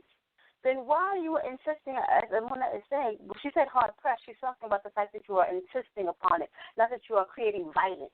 But hard pressed means that you are insisting on this thought that the man has to have this particular title. You are not addressing the fact that Adon was originally or most commonly used to refer to our Creator. You're not addressing the fact that the men are talking to one another as Adon. You are not addressing the fact that this is not a Hebraic thought. You are not addressing the fact that although Peter goes to Sarah, that you do not see Sarah talking it. Going to all of these places to make all of these implications, but where we have actual verbiage, you are denying the verbiage. It's not hard to imagine. You don't have to imagine because you actually have verbiage. You have Emsadai saying. You have Emsadai thinking, and then you have Emsadai saying. You have Leah saying. You have Rachel saying. You have Rivka saying. You have Abigail saying. You have all of these women saying. So when we have no instances of this being normalized in the scripture, why are you diminishing what Torah is providing to forward your stance, your belief, and your preference? It sounds a lot like you are defending the fact that in your home, this is what your wife calls you, and you like it. But you're not able to show us anywhere in Torah where this is supported or that anyone else is doing it. You keep talking about Lord, you go to Numbers, and you show one instance where a man, if a woman vows a vow, it's very specific. So you have, this Lord is limited. He doesn't have all power. He can't do all things. It's in this one instance, if she vows a vow. It's not whatever she says. It's very particular. You said whatever she says. That's not true. It's if she vows a vow. He can intercede, and she will be forgiven. And that's important. Why? Because if a man does a vow, there is no forgiveness. He has to do it. So this is what tells you the privileges and the preferences that are given to the Most High's daughters. Your insistence on diminishing that in favor of creating this atmosphere where the man is entitled to it. Now, if you heard the original show, both Emunah and I have said we know people that use this term towards their husband. And it should be available as an option to call your husband whatever you want to call your husband. If Adoni, Adona, Adawanya, whatever version of that word you want to call him. If you want to call him pumpkin, sunshine, cookie, that's all up to you between what a man and a woman want to call themselves. But when you make this law, when you make this doctrine, when you go, thus saith the Lord, this is where we are going into a very problematic spaces. When you are adding to the text, that is decidedly not a good look to add to the text. It's not there. I have yet to hear you accept that in none of the spaces that you are talking about is that language there.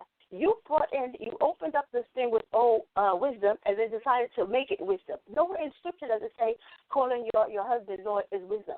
You attached that and then followed it for the whole conversation. And I think that's because you are basing so much on how you feel and what you think, that you are not allowing for the conversation to rest on proof and evidence in the text. So to you, I would ask, why are you running from the fact that none of the things you are saying are presented in the text, and everything you're giving us is implication or inference or some kind of extrapolation coming from the New Testament, and Torah is not supporting any of it?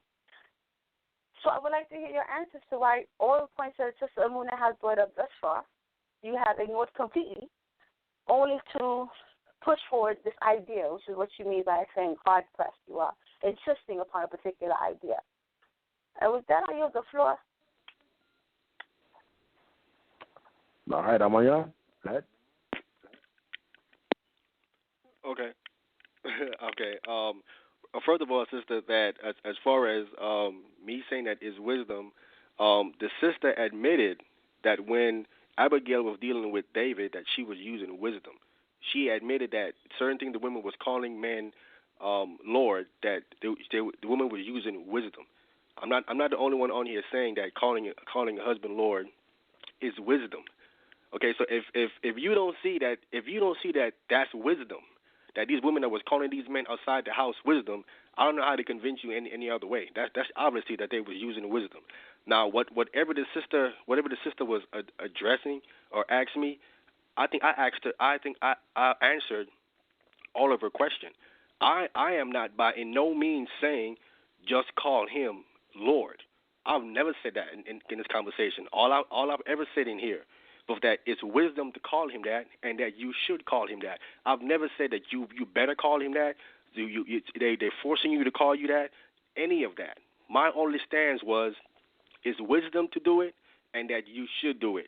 Now, if you decide that you don't want to do it, well, don't do it. You know what I'm saying? You ain't got to do it. I'm not forcing a woman to tell them that you have to do it. What I'm bringing out to the scriptures is that the man is your Lord. You can decide whether to call him that or not. But according to the power given to him by the Most High, that's what he is. Now, she have not refuted that. She can't say that that's a lie, because I went here and I showed there in Numbers. I showed with Dayton and Kor, and I showed also with Saul what Saul did can cause the family to be put to death. So the man has complete control over the wife and his children's lives. That makes him the Lord over them. In Genesis, and he shall rule over you once again.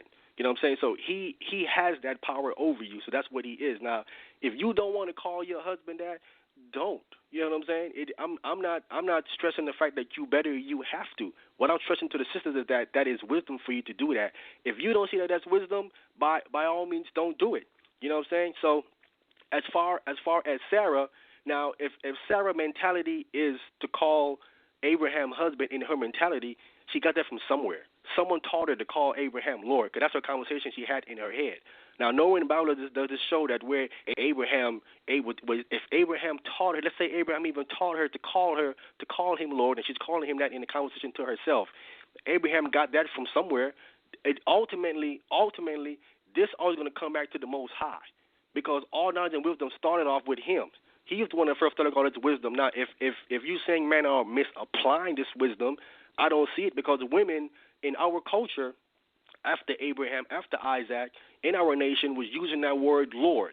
Now, she learned that word from somewhere. Abigail learned it from somewhere. Hannah learned it from somewhere. These women learned that word from somewhere for them to be outside the house applying it. It's obviously they learned the word from inside the house with their husband or from their father growing up. So that's how they're able to use that word now outside the house of the people, because it was learned first in the house. So using logical wisdom, they was using that word inside of the house, even though it's not in the text, but logical deduction tells you they learned it from somewhere. Where would they learn that from? It's got to be under their father's roof or under their husband's roof. So isn't a stretch to call your husband Lord? Again, if you don't want to, that's your discretion. You know what I'm saying? And I don't see nowhere in the Bible where any man was forcing their women to call them Lord. My point remains the same. He is your Lord, and it's wisdom to call him Lord, and you should call him Lord. I gotta let Emunah respond to that, but we have a lot of callers. I gotta get to some of these callers. A lot of people standing by. But I also let you know we're going into the overtime part of the show, people, because we have 13 minutes on the air.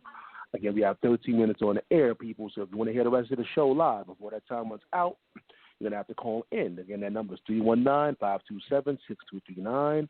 Again, you got to call that number before the time runs out to hear the rest of the show live. If not, make sure you go check out the archives, go to the iTunes podcast, YouTube page, of course, all things social media, and check out the archives later on. But we got to hear from Emunah, and after that, we're going to go to get some more questions for the people out there. All right, Emunah, you can respond.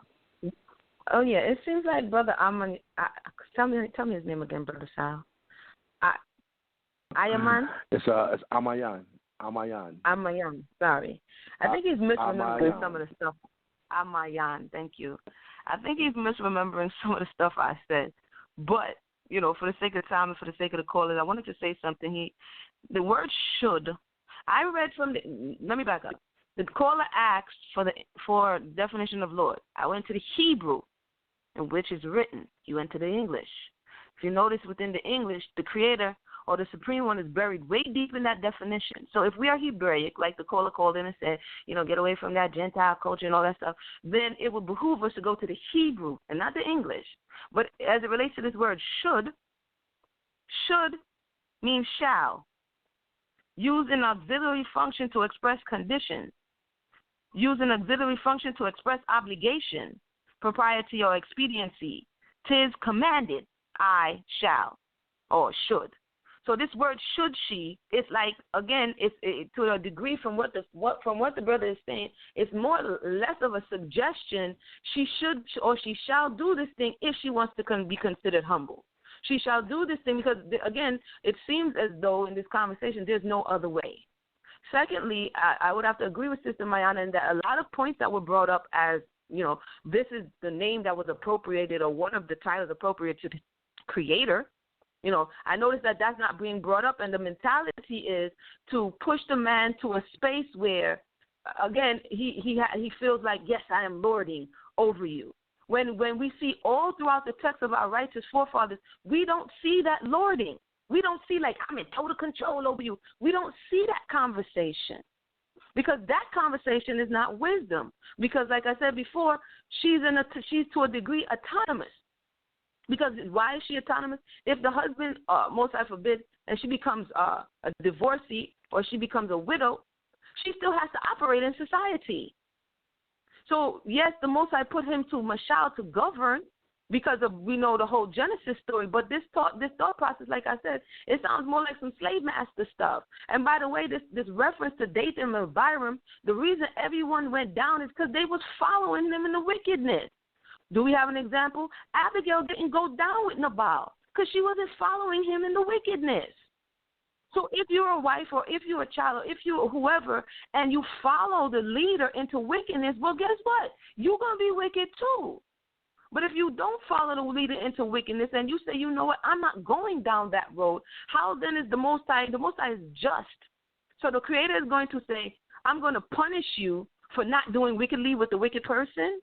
So what I think he's leaving out is that they had to some degree be complicit because it says all of him and his household. That means they had to be connected to him and there with him to go down into the pit. So I wanted to bring those things out because when we begin to slant the story to our predetermined thought process, then we're not able to see what it's really saying to us. And we have situations and circumstances where people chose not to follow someone into wickedness. Whether it be your father, whether it be your husband, whether it be your children, they have a choice. Blessing and curses before. This is why, one more thing, in Deuteronomy, when it talks about the idolater amongst you, the Torah says, even if it's the wife of your bosom. You understand what I'm saying? It talks about somebody who's close and nigh unto you. If they're doing wickedness, you don't follow them. Even if they're your husband, even if they're your father. Yo, hold this idol for me real quick. I'll be right back. You don't follow them into wickedness. So this total control, to me, once again, and it might be the left project, but this sounds like some slave master mentality where there is no conversation, there's no agreement, and I'm Tarzan, you Jane, you're going to do what I say, and we don't really see that with our righteous forefathers in the text at all. So with that, I relinquish the mic.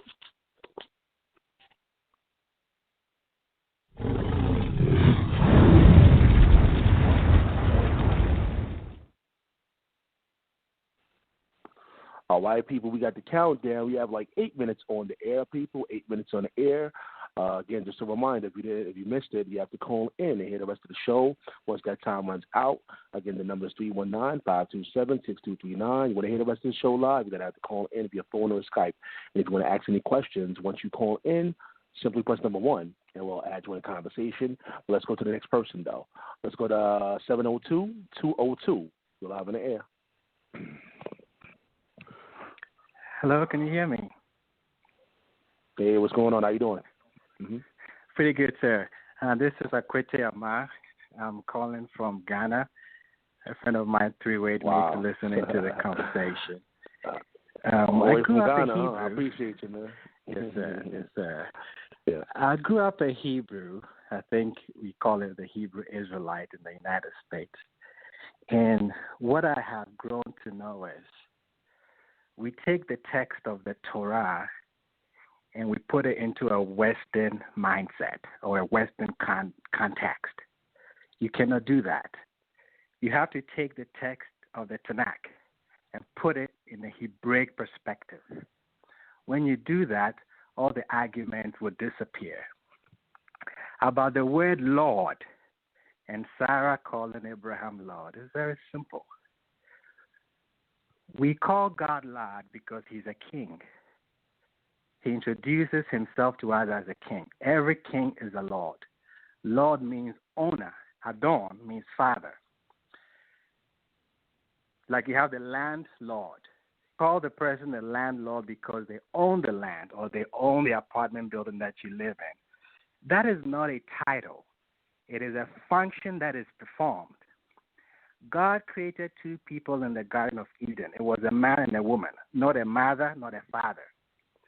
Motherhood is a function that is performed. Fatherhood is a function that is performed. So you can have children and you be a parent but still not a father or a mother because you're not performing the function of a father and a mother. The word Adon can also mean father, which means source, sustainer.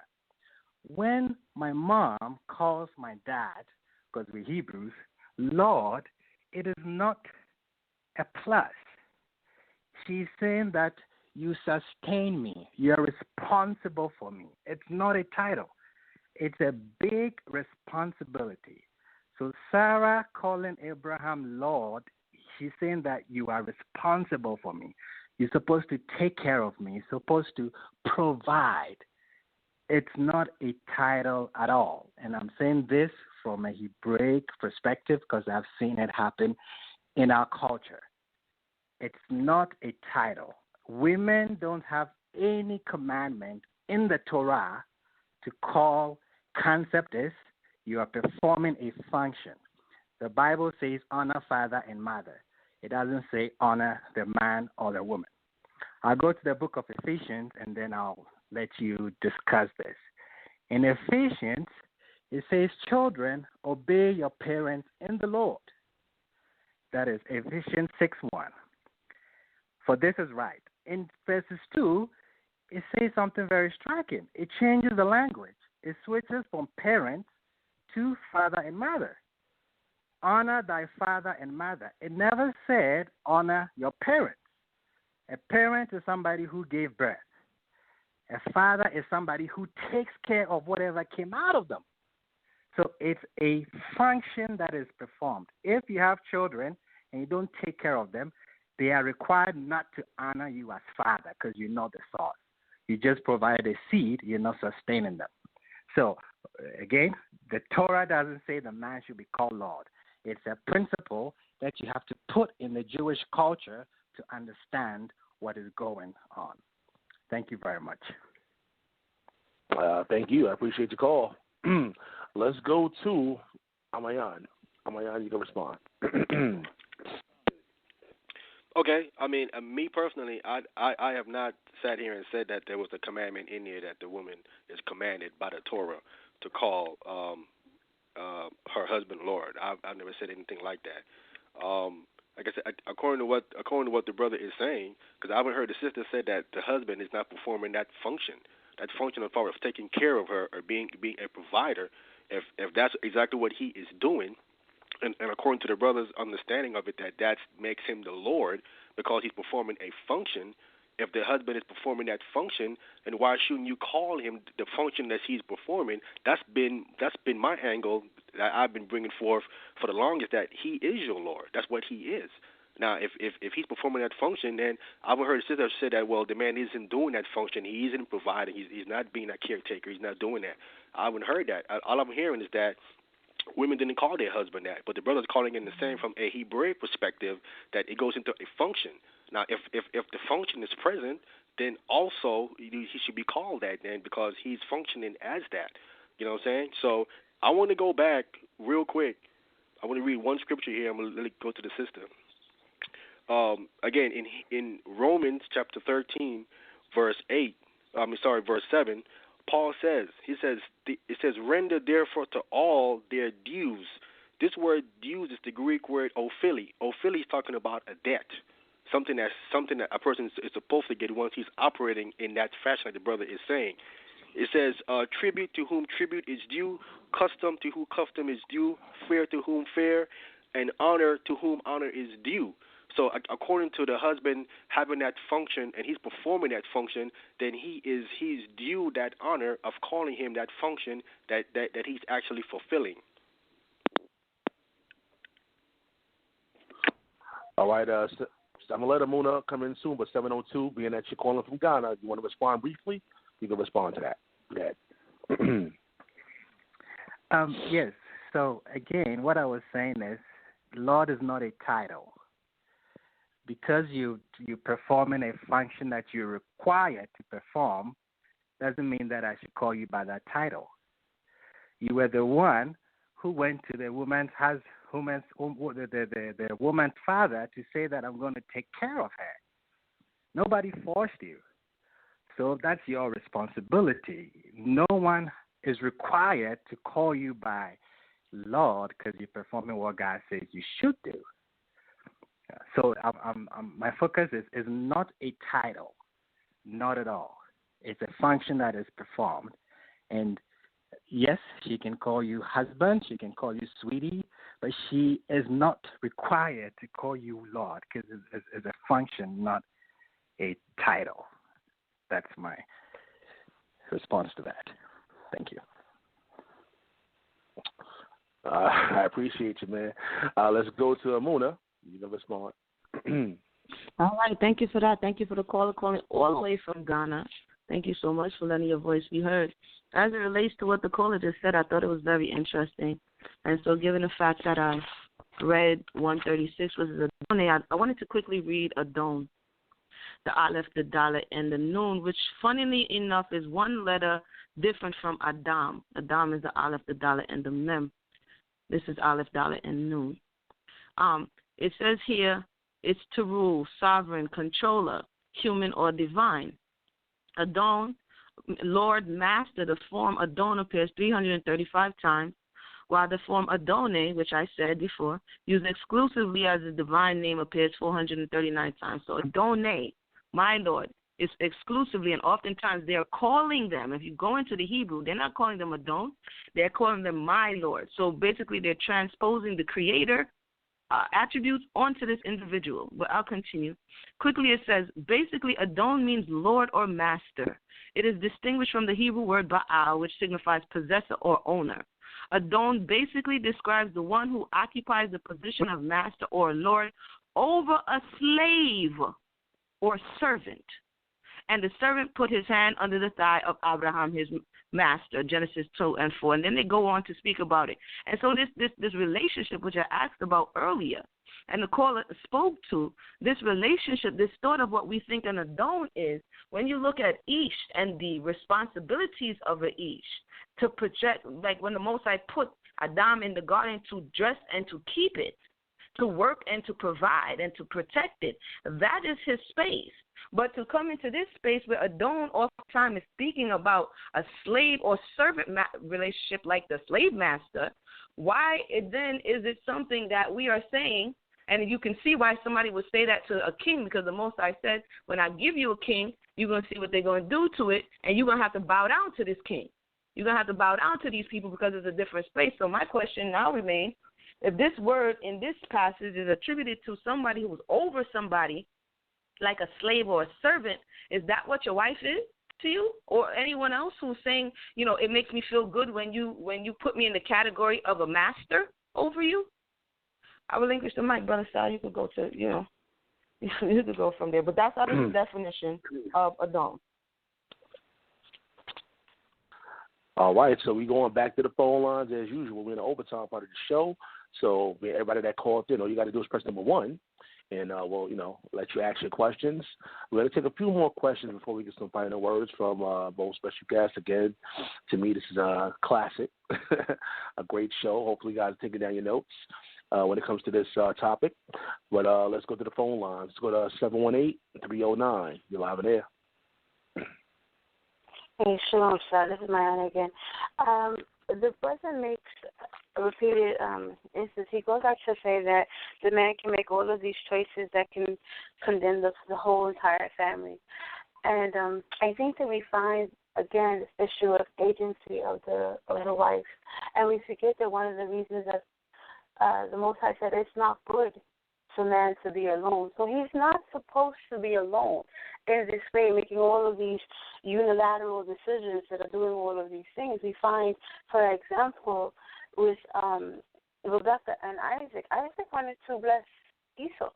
He had no intention or inclination of blessing Jacob. And if Rebecca had sat back and said, oh, you know, he's my Lord, and it's going to be what it's going to be, none of us would be having this conversation, because it would have been Esau that received the blessing from Isaac, and Isaac would have caused his family to go against the will of the Most High, which was revealed to Rebecca.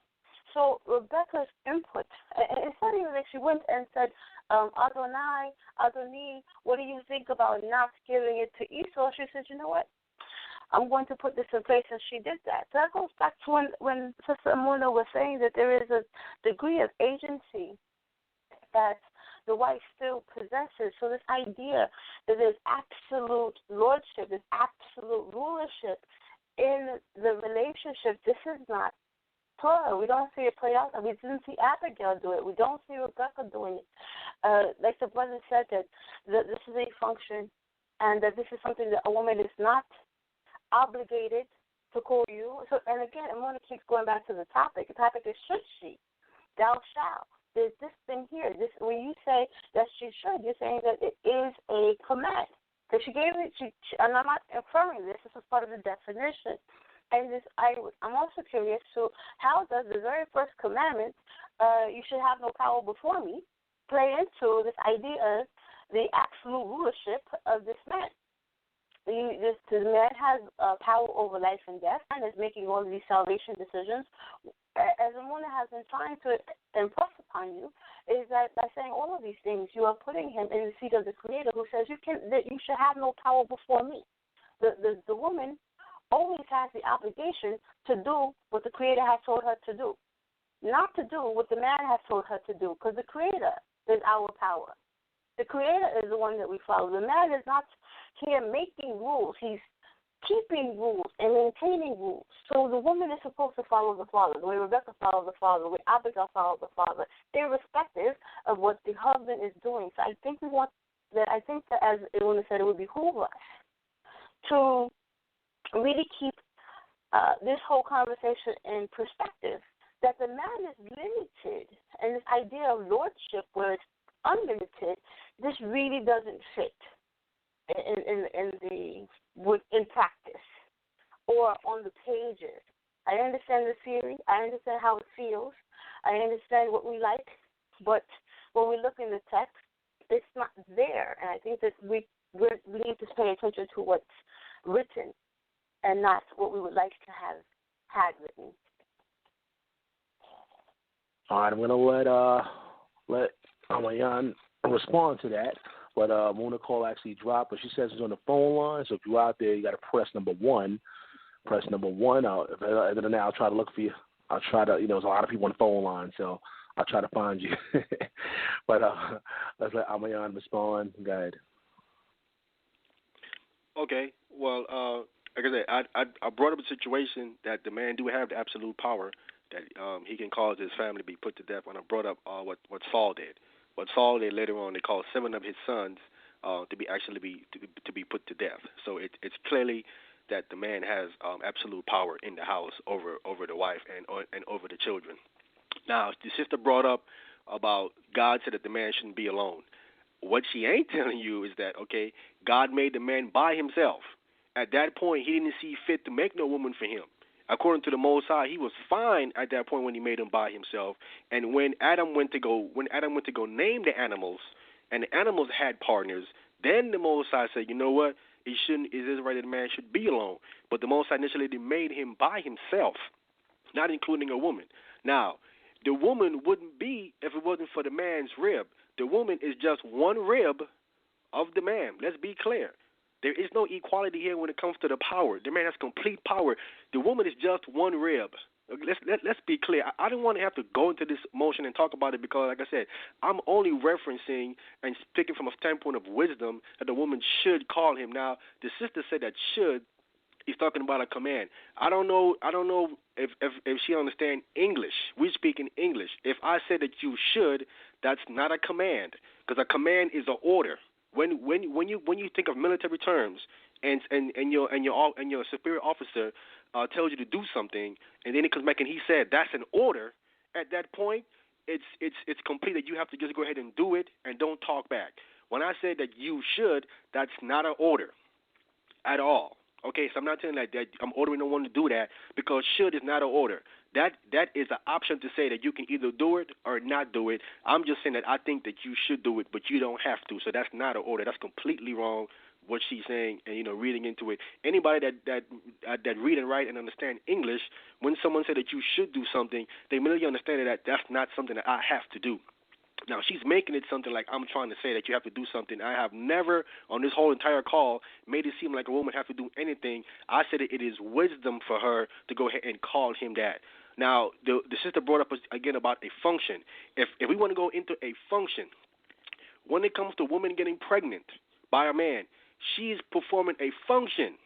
Okay, that's a function. If you want to break it down to something real minute, like a function, if the man was to go ahead and trivialize her and say, listen, you're just a function. I just go ahead and put my seed inside of you, you get pregnant. That's it. You just performing a function. Ain't nothing really special about it. You know what I'm saying? Like, according to how they're trying to put it into these terms of function. So if you just perform a function of getting pregnant by a man, you know what I'm saying, of helping a man because Eve was made as a helpmeet. She just did to help Adam. It's a helpmeet. and a function of her also was to go ahead and bring forth his seed. If you want to make it something real small like that and trivialize it, I mean, because men can do that and say, man, she ain't nothing, she's just a function. I'm not trying to make it like that. It's the brother that called in, it's saying that it's just a function. He's making it something real small and something of really not really an importance by trivializing it and making it just a function. I see it as something more than that. But if you want to go there and say that it's just a function, well, okay, men can get real wicked and say, well, man, I don't really care. She just perform a function for me, and actually, like a car takes me there. My cell phone makes phone call there. My shoes, I walk in, so I walk on the ground. It just perform a function for me. It isn't really something that I really care about. You know what I'm saying? If you want to put it into that trivial terms and say it's just a function, I don't see it that way. I think it's more than just a function. But if you want to go there, like I said, man can get wicked and then trivialize you and make you feel left on yourself by just saying, listen, you just perform a function and that's all that you do. Like you want to say the man just perform a function and that's all that it is.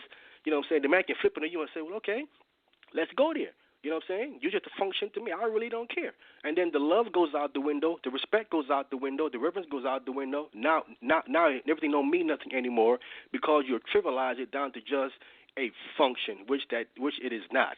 So I think I have thoroughly addressed my side of the issue by letting you know I'm just saying that this is wisdom for a woman. Again, you don't have to do it. I'm not telling you that you have to do it, or force. I'm not saying that the Torah said that you have to do it. All I'm saying is that if women are addressing men outside the house, how is it a stretch for you to call your own husband that you said that you love, that you lay down with, that you lied with and had children with? How is it so far for you to call him that? Well, I don't see it in Torah, so I'm not going to call him that. Okay, sister, don't call him that then. No problem. You know what I'm saying? The problem will continue to go on in your relationship. You know what I'm saying? Because you're bucking up on something that's wisdom. If you call him Lord and he feel good about himself and he start treating you differently, isn't that better for you? Isn't that better for the relationship? That you're making him feel good, that he can go and treat you better and make things better in the household between you and him? That isn't wisdom? If you want to say that how you puffing his ego up, isn't it wisdom to puff his ego up if it's going to make your relationship better with him and make him treat you better or act the way he's supposed to be acting? Isn't that all of that wisdom? If women don't see that, well, like I said, don't do it if you don't see it. If it ain't wisdom to you, then, sister, don't do it. I'm not telling you have to do it or forcing you to do it. The Most High said that you have to do it. But the older women, the holy women in the old time, they was doing it. Sarah mentality was doing it. She learned that from somewhere. Abigail learned that from somewhere. Hannah learned it from somewhere. And it has to be in their household under their father or under their husband. You learn that from, that they're calling men outside that name. And I'll leave it at that. All right, actually, I'm still scrolling down. I'm going to find you, Emunah. I'm going to find you. You got a lot of people here. But you know what I just thought about, Ahmayan? You know what would be a good idea if you had, like, if your wife was right there present to hear her perspective, you know, on this topic. You know, being that you said your wife calls you Lord, that'll, you know, be a good, you know, for the audience sake, that'll probably be pretty good. But let me go back to Mayana. Hold on. If she want to respond. I'm still looking for you, Emunah. I'm going to find you, though. Stand by. All right, hold on. Go ahead, Mayana. Thanks, Art. Okay, let's be clear. You said so many errant things. It's hard for me to address them in order. But let's begin here. When the Creator created the feminine and masculine principle, I don't know if you've read Genesis, but Genesis 5:2 says male and female made he them, and he called their name Adam. So there was never a time, not ever, a time where there wasn't the feminine principle. That's one. And I think it's because you don't understand principle one that you're coming up with all of these other ideas that makes you feel like the man is Lord, because you think that in the beginning there was no feminine principle and the man was okay all by his onesie. Now, had you had the proper foundation and understood that from the beginning there was a masculine and feminine principle, what happened was the Most High separated the masculine and feminine principle, because at one point they were ahad, they were one. Where do you know this? Genesis 5:2. So let's start with that.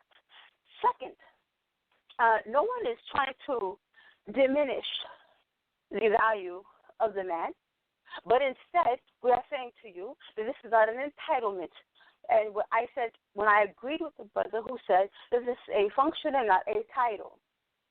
This is something that alludes to a set of expectations, but this is not something that you are to be called.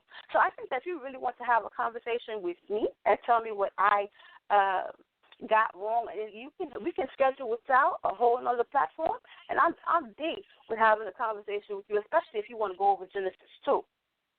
But that's a record show that you brought up, Saul. I easily disproved that the man can do that against unilaterally, because where Isaac would have done something that would have caused his family to go against the will of the Most High, the feminine principle interceded, and you get to walk around with your chest puffed out talking about, I am Yasharala, I am Israel, because your mother did not go with Isaac and his idea of choosing Esau.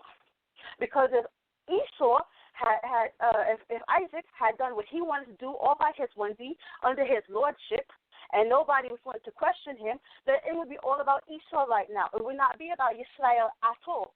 So I think that what we need to do is remember that the Most High put together the man and the woman. And the man was never supposed to be alone. The man never was alone. In Genesis 1, in Genesis 2, the feminine principle is always there. So, as I stated before, and as the sister stated before, we are not saying that it's not an option. We never said that a sister does not have the option to call him Adon, Adawanya, whatever she wants to call him, cookie, pumpkin, sugar cake. She can call her husband what she chooses to call him. Adon is amongst them. That is fine. But it is not a requisite. And this idea of should, we're talking, you are indeed saying that it's a command because you keep tying it to wisdom. So you are necessarily saying that if you do not call him Adon, that's not wisdom. If wisdom is calling him Adon, then not calling him Adon is not wisdom. So you are necessarily trying to create an environment where it's a catch-22. The language you're using is distinctly manipulative. It's deliberately manipulative to make women feel like they must do this if they are to be considered humble, if they are to be considered wise, if they are to be considered righteous. You are making this Adon thing the litmus test for true Hebraic understanding or mentality or living, and you are incorrect to do so. And yes, you're absolutely correct that if it comes down to what am I going to do, what you like and what makes you feel good, or what Torah says, correct, Torah is going to win every single time. If I want to go, my children want to eat candy all the time. That makes them happy. So should I feed my children candy for breakfast, lunch, and dinner because they will love me more if I do that? No. Absolutely not. And you just, from the beginning, you said that it isn't about ego. Your last statement was, what if it strokes his ego and that's going to make your life better? Shouldn't you stroke his ego? No. Absolutely not. Absolutely not. I will not feed my children candy because they like it. I'm not going to do anything to stroke anybody's ego. Is it Torah? That's always the question. And it's because you don't understand Torah that you are saying, oh, who cares about Torah? Let's talk about what makes the man feel good. That was what Samson said. Oh, but she pleases me well. What happened to Samson? He wanted what he wanted because it pleased him well. And what happened to him? Okay, so let's not talk about what pleases whoever well. If we want to talk about, is it law, is it in Scripture, is it something that we did? You are ignoring the fact that, yes, Sarah saw it, but she never said it. Not once. So if it's enough for her to think it, then let the women think that about you. Why do you want to hear it other than the fact that you, and I appreciate you finally being honest and saying, because it's about the ego. Because if she believes that about you, she has an internal monologue. This is not a dialogue. It was a monologue. But we have all of these dialogues, zero of them. Zero. Not one instance of a verbal dialogue that you hear any of the ancestors saying Adon to their husbands. And if you want to go and duplicate what's actually there, how many men are you going to call Adon? Are you going to call Sal Adon? Are you calling all the brothers Adon? Are you going to the guy at the corner store in the bodega Adon? I don't think so. Are you?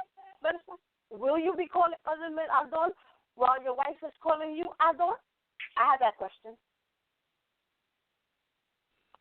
Hold on, Mayana. Hold on. You're going in right now. Hold on.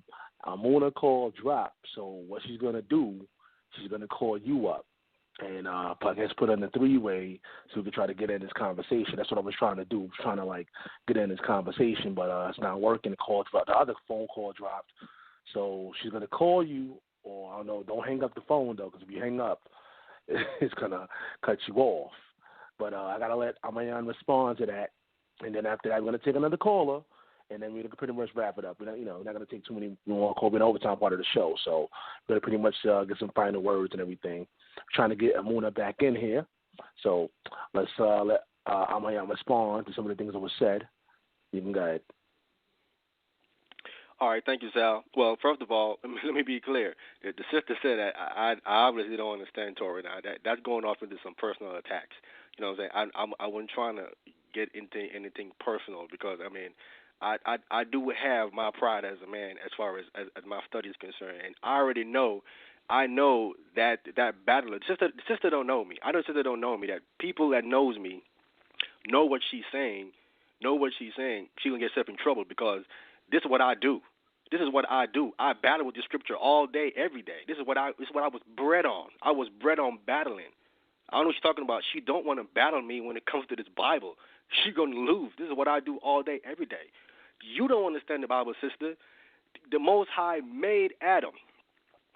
And when he made Adam, Adam had to name all the animals. How long did it take Adam to name every animal in the air, on the ground, and in the water? There was a time when there was no woman there. I don't know what you're talking about. You are injecting and saying that there was always a feminine principle. The Bible don't say that. Where in the Bible does it say that there was always a feminine principle? Where does it say that at? It doesn't say that there at all. So you're now adding to the word. You know what I'm saying? So now I have addressed, I said this. If Sarah, in her conversation, is calling Abraham Lord, where did she get that from? Who taught her to call Abraham Lord in her monologue, according to you? Someone taught her that. Who taught her to call Abraham Lord? Now, whoever taught her that, did he teach her the right thing or he taught her the wrong thing? According to you, because she thinking in her mind it's okay for a woman or a wife to think of her husband as Lord, but don't never verbalize it. See what I'm saying? So that's going off into now a man would hear that and say, okay, so now she can think of me as that, but don't call me that. Well, you know what? I can think of you as my wife, but I'll never call you that. You know what I'm saying? I can think of you as a mother, but I will never call you that. I will never tell you things that I think about you. You know what I'm saying? So that goes off into some areas where it gets real negative in the relationship, is that you're just thinking of something, but no one hears it. So in other words, you think I'm something, but you can't tell me that. It goes off into an argument. So you don't think that I'm actually that because you can't even call me that. Okay, if you think I'm that, how come you can't say to me then? A woman would always say, well, how come you can't say you love me? You think you love me, but how come you don't verbalize it to me? Women always want someone to tell them something. If a man says, well, I think you this, but I would never tell you that, it's an offense to a woman. They want to hear it. You know what I'm saying? It's the same thing with the Most High. The Most High said, pray to him. He wants you to hear you. Don't think to pray in your mind. You got to say it. You got to say something to the Most High. Speak to him. He don't want you to just think he's God. You got to say he's God. Don't think he's Lord. You got to say he's Lord. As Christ do as well. You just can't think Christ is just the Lord and don't say he's Lord. That doesn't make any sense at all whatsoever. And I've repeatedly over and over again made it clear. By no means I'm going to say it again. But the sister's always trying to say that I'm making this a commandment, or I'm trying to insinuate by saying that it is wisdom, that if she doesn't say it, that it is not wisdom. Now, if you don't say it, of course it's not wisdom, because if that's the function that he's actually bringing to the table, if he's actually providing for you and doing these things for you, in other words, you're going to say, well, if by not saying that to him, what you're saying is that he's not performing that function. He isn't that to you because you can't even tell him that. In other words, the men outside who are not performing that function to you, these men are worthy of saying that. Now, as far as the Most High, because sister brought up earlier about how come we don't say it about the Most High. You can call the Most High Lord. That's what he is. The Most High said he's married to Israel. We married to Israel. We are the women when it comes to the Most High and us. We call the Most High Lord. We're the women in that relationship. Why is it different that the women in our relationship can't call us Lord if we with the Most High relationship can call him Lord? And he just said that he's our husband. He's married to us. And he tells us to call him Lord. So in the relationship with a man and his wife, she should call him Lord too as well. In that scenario there, if you want to insist on, well, the man is calling the Most High Lord, and how is it that men should call other men Lord? Christ, earlier we read in Matthew 23, where Christ said, don't call no man that, because only one is your master. Don't call no man father, because you only have one father in heaven. So that's already addressed where a man shouldn't be calling another man that. But it's clear through the scriptures that the man is your Lord, and you should be calling him Lord, and you should be calling him that according to a function. If that's your argument, you're going to a function. He functions as your Lord by providing for you and taking care of you, if that's what he is doing. Again, if you don't want to call him that, sister, don't call him that. You know what I'm saying? You don't have to do anything you don't want to do. The Most High ain't forcing no one to keep the Torah. You either have a choice to do it. No one is forcing you to believe in Christ. It's all an option, a choice. You can choose to believe in Christ or not. You can choose to believe in the Most High or not. So nothing in this Bible is telling anybody here that you're forced to do any of it. It's your choice to believe in the Torah. It's your choice to apply the Torah. It's your choice to believe in Christ and do what he say. This is all a choice here. Okay? So I want to maintain that the choice is always there. The Most High ain't forced no one to believe in him or no one to follow his laws. He told Israel, choose life or death. Follow me or not. It's up to you. That's my last point on that.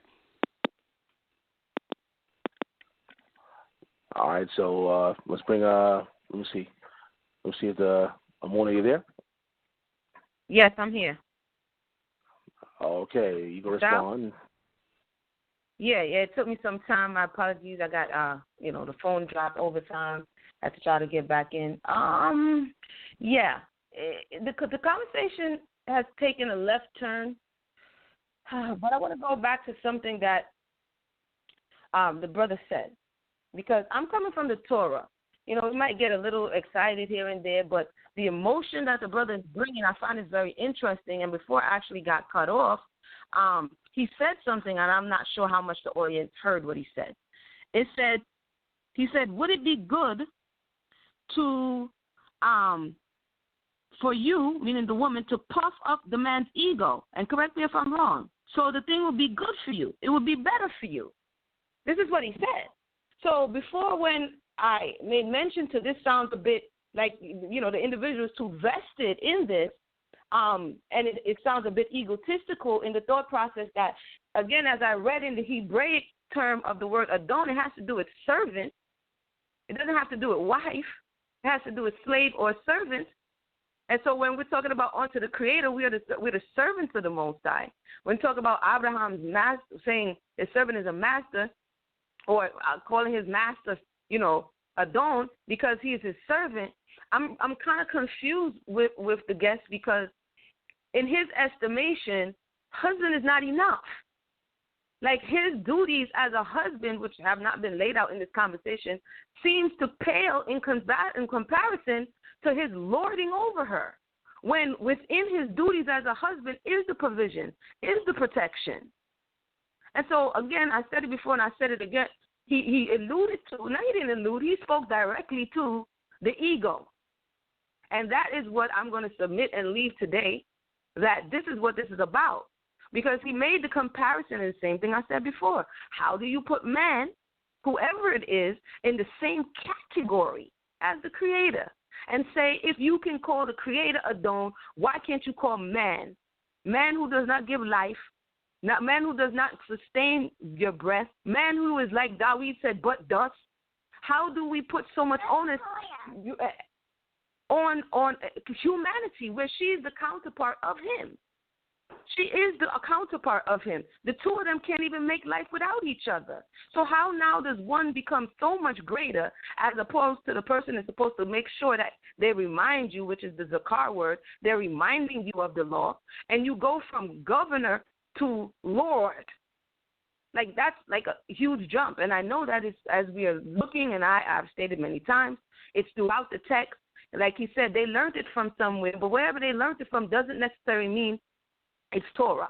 We were always around other nations. Father Abraham was a sojourner in the land. He was surrounded by foreign nations. He came from a foreign nation. And as we can see in the case of even Raquel, she brought some of those customs with her when she came from Padam Aram with her father's idols. And so, again, I started on culture and tradition. I'll end on culture and tradition as it relates to this question. And I know he tried to, throw a jab, talking about he don't know if I understand English and all that good, juicy stuff. I was just reading out of the dictionary. You understand? I was just reading out of the same dictionary that he said he referred to as it relates to the word shall. And I was reading an example of what they said shall means. So whether or not he misconstrued, I'm not sure. I'm not even going to take it personal. But all I'm saying is that you did speak about ego. This is what it sounds like to me. It sounds like husband is totally discarded, and having that coveted seat of lording over someone is what is like that grand prize. And the reality is a lot of times men and women are failing in their very primary positions, as we keep talking about Genesis, that the Most High handed down in Genesis. She is the Nakeva, means female. That has functions. He is the Zakar, means male, and they have certain functions. And as you graduate through those functions, it will determine what is required of you. And so in this return that the Creator asks, not just the woman return in humility, the nation is supposed to return in humility. And what it seems like is that we're not returning in humility. We're returning in the need to be lords over one another. And it's not just man to woman, it's man to man as it relates to Knessets and synagogues and rabbis and all this thing. We're returning to that space of I want to dominate you, and I need to dominate you so that I can be empowered. And my question is, where are we getting this from? And is it healthy, and is it the recipe for return? So, again, that's my name is Emunah Yisrael. That's my submission as it relates to should the woman call the man Lord.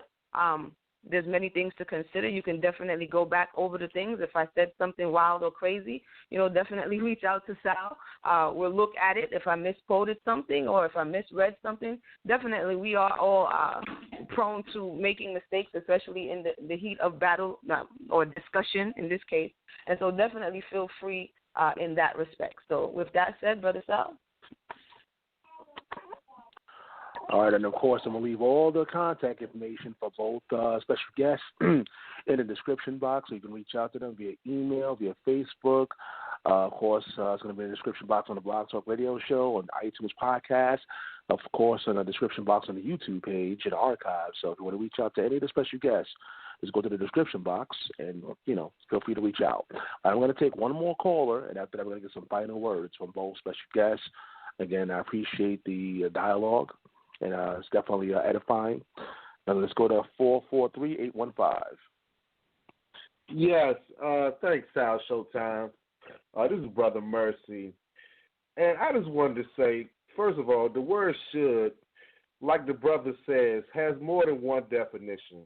If you look up the word should in the dictionary, the first definition, as the ladies pointed out, is an obligation, and it does point to shall.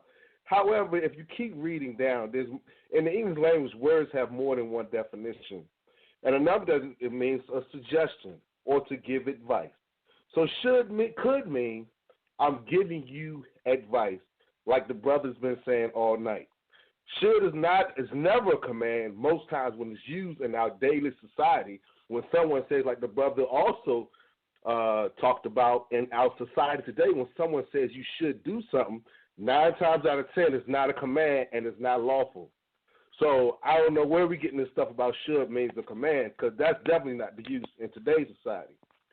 Also, I want to point out Abigail, because it seems like the ladies have no problem with what Abigail has done in this story.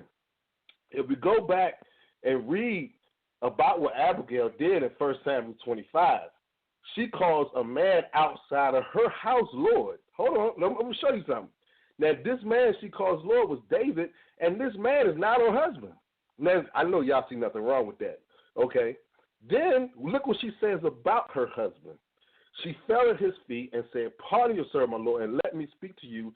Hear what your servant had to say. Please pay no attention, my Lord, to that wicked man Nabal." She calls her husband wicked and calls him a fool to another man. Now, I know y'all see nothing wrong with that. But see, this is what I'm saying. She's not calling her husband Lord, okay? Like my brother's saying, she's not calling, but she's calling another man Lord, and she's bad mouthing her husband. And I know we see nothing wrong with that, because that's what's going on in our society today. We got a lot of women today that are bad mouthing their husbands or bad mouthing men. Period. And I'm not saying men are innocent. I'm just showing you how she bad mouthed her husband. And then that man that she called Lord, which was David, became her husband. See, okay? So she did call her husband Lord because she called him Lord before she became his husband. And then later on, he became her husband. And so to me, that's disrespectful, but, and then to me it is, and the reason why I say it is because her son didn't become the next king of Israel. It was from Bathsheba, which was Solomon, and Solomon's name means wisdom, by the way. But brother been talking about wisdom all night. So anyway, her son did not become the next king of Israel. Abigail's son did not become the next king of Israel. I just wanted to point that out. But I just wanted to say that I don't feel Abigail is a good example of how wives should treat their husbands.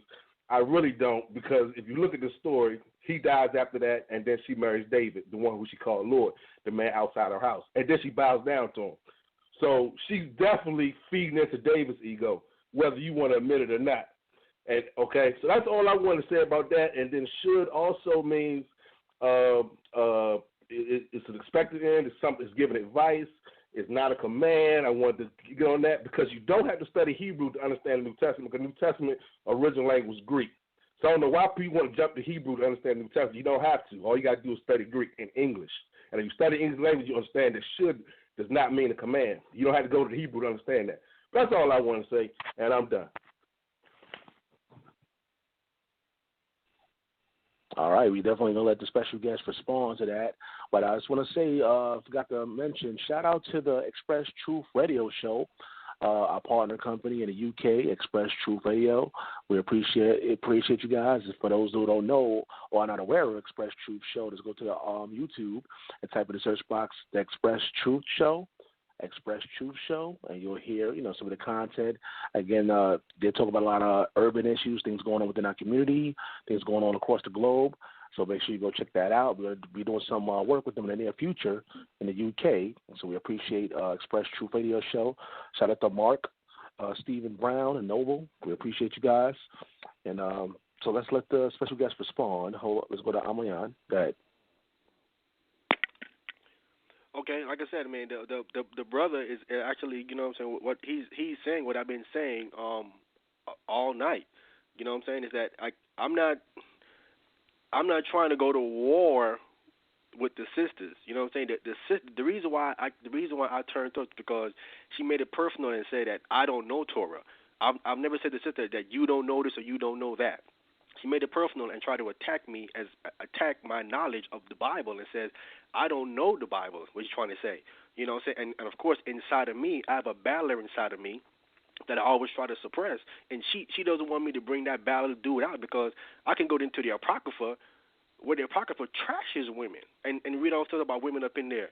And I'm going to read this right here, because the sister, she seems to have a wrong perception of the perception that the Most High have of women. I'm going to read it out of this Bible for you to get you back in perspective, to let you understand where you are, because you by no means are you equal to the man. Far be from you think that you're anywhere equal to the man. I'm going to read it out the New Testament for you, okay, right here. Let me read it the New Testament for you so you can understand. I just lost it just now. In 1 Timothy, where it talks about the women, and here's what it says. This is 1 Timothy chapter 2, and I'm going to read verse 11 down. It says, let the woman learn in silence with all subjection. So I'm not understanding what you're not on the level as a man. With all subjection, not with some subjection, not with most subjection, with all subjection. It says, but I suffer not a woman to teach. I can attack you and say, sister, you shouldn't be saying nothing about the Bible because you can't even teach. But I ain't trying to go there with you. You know what I'm saying? It says, nor usurp authority over the man. You cannot even usurp authority over the man. That means you're under the man. He has authority over you. You cannot try to grab authority over the man according to this Bible. That means he has authority over you. It says, but to be in silence, to be quiet. I ain't trying to go here with you. I'm telling you, The battler in me is like, man, go here to her and show her what's up. Just, you know what I'm saying? I can come here and say, sister, be silent. According to the Bible, it said to be quiet. But I ain't trying to go there with you. We're trying to have a dialogue here, but you making it something more than what it is. I'm simply trying to give you some wisdom. If you don't want it, just say, hey, brother, I don't want that. I ain't going to apply that. I respect that. But to say I don't know Torah, I don't know what I'm talking about, and I'm not trying to help you, that's something different. You know what I'm saying? And I don't know what the word should means. Come on now. Verse 13, it says, for Adam was first formed, then Eve. Then Eve says, and the woman being deceived was in the transgression. The last verse, it says, notwithstanding, she shall be saved in childbearing. Understand, this Bible is saying that you're going to be saved to perform a function. Childbearing. It ain't nothing more than that. That's all it is. You're going to be saved to bring back children. And it says, the last part says, if, it's a clause here, if they continue in faith and charity and holiness with all sobriety. So there is a clause for you to be saved, and the clause, if you continue in these things here, which is humility things here, in faith and different things, he's going to save you for what function? To bring back children. Let's not get it misconstrued all whatsoever. And then you're going to have any kind of big old power with the man. You're not. You'll be saved to bring forth children, and that's what it is. All right, so I see we're going to definitely have another show out of this one. But we're going to bring in Emunah, and after that, we're going to pretty much get some final words from both special guests. Again, shout out to the Express Truth Show. I want everybody to go out there on YouTube and subscribe to their channel, Express Truth Show. All right, so let's go to Emunah. Go ahead. Hey, all right, Brother Sal. I wanted to say, firstly, before I get to the brother, Ahmayan, right? The whole night you have not addressed me by my name. So we're talking about respect and a dialogue. Now, I got cut off for some time, and I don't know what sister you're referring to because you haven't taken the time to actually acknowledge who you're speaking with.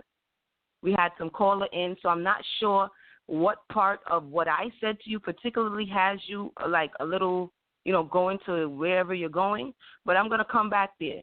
I want to say shout out to Brother Mercy. I heard you, Brother Mercy. My question to you, and I know you really can't answer right now, but I'm not sure if you were on earlier because you were making a lot of assumptions like, oh, the sisters don't see nothing wrong with Abigail. We spoke about Abigail. I personally spoke about what Abigail was doing and the conditions under which she was trying to appease David's anger. Because if we can remember in the story, the servant already came, and they already had that conversation, and the servant himself said that Nabal is a man, he hard-headed, and he doesn't listen to anybody. So this conversation is something that not only Abigail knew, the servants knew as well. So as it relates to, not thinking anything is wrong with what Abigail did, at that particular point, Abigail became an Azir. Because Azir is what the Creator actually created in the beginning when he said, it's not good that man should be alone. He created Azir Kenido. And part of that word, which also is more than just help. It is a deliverer. You can look it up. But I just wanted to say that towards Brother I want to say that towards Brother Mercy. Towards the brother who just turned up like 50 million degrees. Again, my name is Emunah. You've been talking to me for like almost 3 hours. Okay?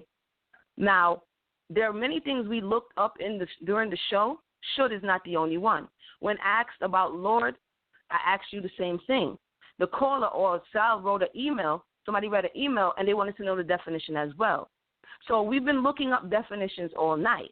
And a lot of times people get lost in translations due to what they're defining a word as.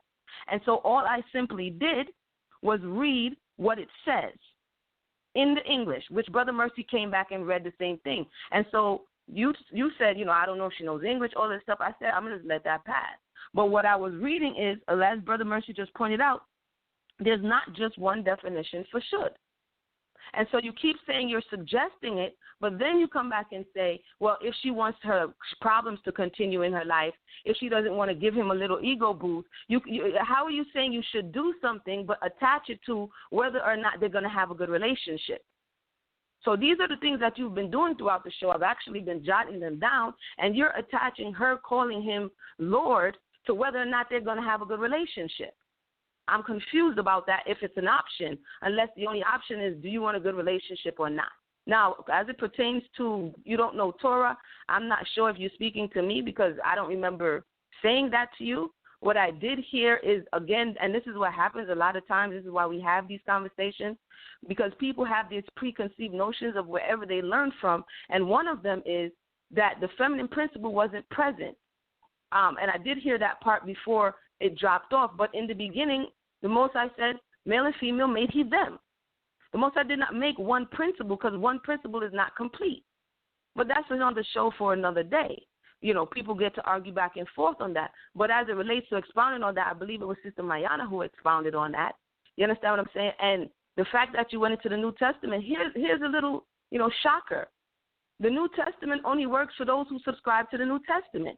So when you jump into Paul and be like, yo, I can shut you down, that's for those who subscribe to the New Testament. The Torah doesn't express that same sentiment. And the reality is that man and woman have to work together respectfully in their functions in order for us to progress. And this suppression or this thought that I'm going to mash you down, that is uneven. And therefore, we're not going to be able to do what we need to do in the earth. So when we adopt certain mentalities from our oppressors of how we view the other, whether it be male to female or female to male, we do ourselves a great injustice. Once again, and I'll leave it at this, we don't see our foreparents in the testimonies of the Torah and the Tanakh in righteousness speaking like this. We don't see, I'm going to just reduce you to a baby-making machine. Not our righteous foreparent. We don't see them speaking like this. Shut up, I don't want to hear what you have to say. I could just shut you. We don't, because Solomon says in the 8th chapter of Proverbs, wisdom, he gives it a feminine principle. You keep talking about wisdom all night long, but wisdom is a feminine principle. And wisdom again says, I'm calling out to you, and you're going a different way. So, how are we having this conversation, not really valuing or even acknowledging the name of another person? And I've tried countless times, even though I've stumbled, to make sure that I address you with respect. And respect is a two-way street. So I want to respectfully say that to you, that I don't know, this woman or the sister, we're actually on a platform where you could just simply ask me or Brother Sal, what's the sister's name again? And that's the first sign of brother and sister actually having a conversation where we respect one another. And so I just wanted to say that, I bid you peace. I want to thank you for coming on and having the conversation. And you're welcome to come back to different conversations within Debate Talk for you, the Relationship Challenge. So with that said, Brother Sal, I'll give you the mic.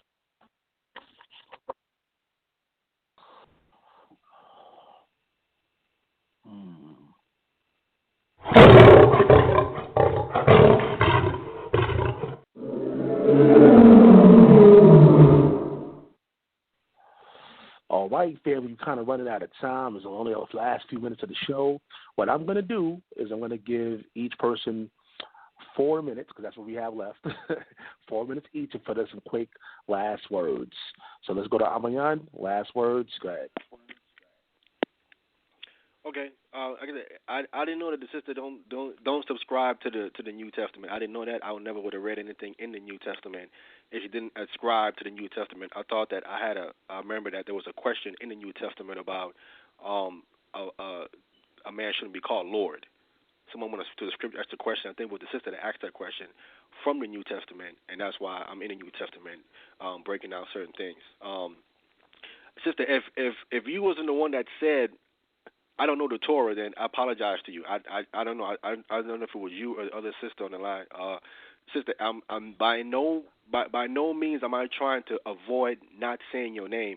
I have a problem saying your name, so I don't want to mess your name up. So I just prefer to just call you sister instead of me trying to struggle in saying your name like you're trying to figure out my name. I'm a young, so before me trying to pronounce your name before I say it wrong or pronounce it wrong, I just decide just to call you sister. But by no means am I trying to avoid not calling you by your name. Emunah. See, I don't want to go ahead and say it because I'm going to say your name wrong. So just refer to you with Emunah. It's Emunah. Yeah, there you go. Emunah. Okay, Emunah, yep, sister, by no means am I trying to avoid your name. Like I said, if I said anything to you that you didn't say, I apologize to you. I was just addressing what I heard. I guess the other sister said to me that I didn't know Torah.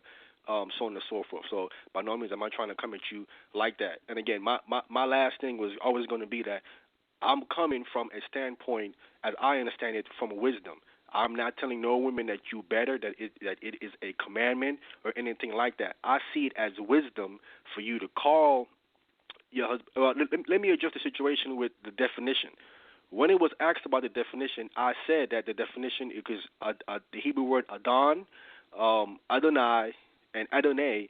I said it's translated differently. It could be sir, it could be master, and it could be Lord. So I read the definition of from the Hebrew perspective of what it is. Then I read it from the dictionary, like you did with the word should, like you did with the word should. And when the dictionary that I read, it says that Lord can also mean husband as well in the dictionary that I read. So again, I'm just saying that this is wisdom to a woman to do this. If she think that this is not wisdom, if she believe this is not commanded, if she believe that our forefathers never did it, that this is some tradition not of Israel, whatever stand that you take, that whatever reason you feel that you shouldn't do it, sister, don't do it. I just think that it would help. Now, if you feel that it won't help, okay, I respect your opinion. I respect your stance on it. I'm just addressing it because I see it working in different places. That's why I'm saying I see it working. I don't see it not working. That's why I'm mentioning it. This works. Calling your husband Lord, that works. I don't see how it do not work. So if it does work, why not do something that do work? But if you say, no, that doesn't work, Ahmayan, that had never worked, then you have a point. But it does work. It works in my own personal relationship with other people I see as well that I know Hebrew Israelites who wife operate that in that fashion. It works for them. So this principle does work.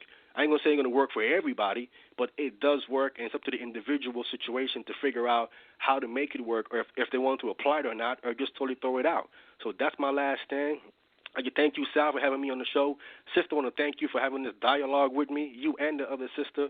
You know, I definitely appreciate you having me on and dialoguing with a topic that you had on your own personal show. And I said this is all love and respect with me. By no means do I mean to come off disrespectful to you. I'm trying to disrespect you because you are a sister in Israel, and by no means would I disrespect another Israelite, a sister in the Lord.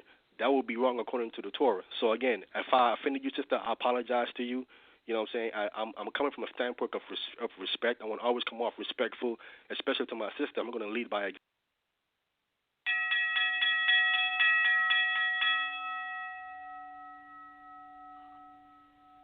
All right, man. I apologize. The time is running out. We got to go to Emunah.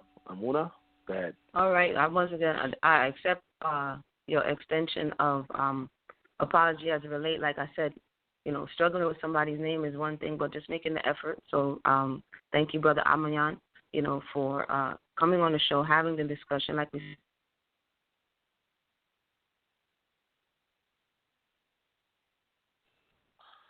said. Uh-oh. Hello? Hello. She should still be there.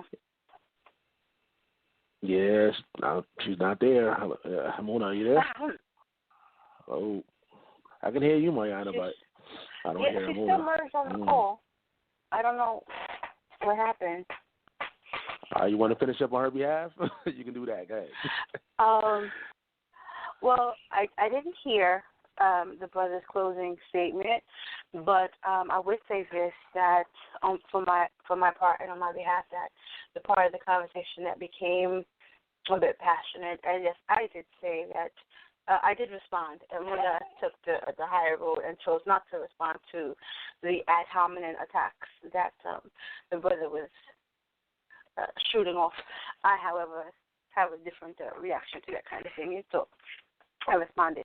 But for my behalf, I'll go ahead and apologize for feeding into that spirit.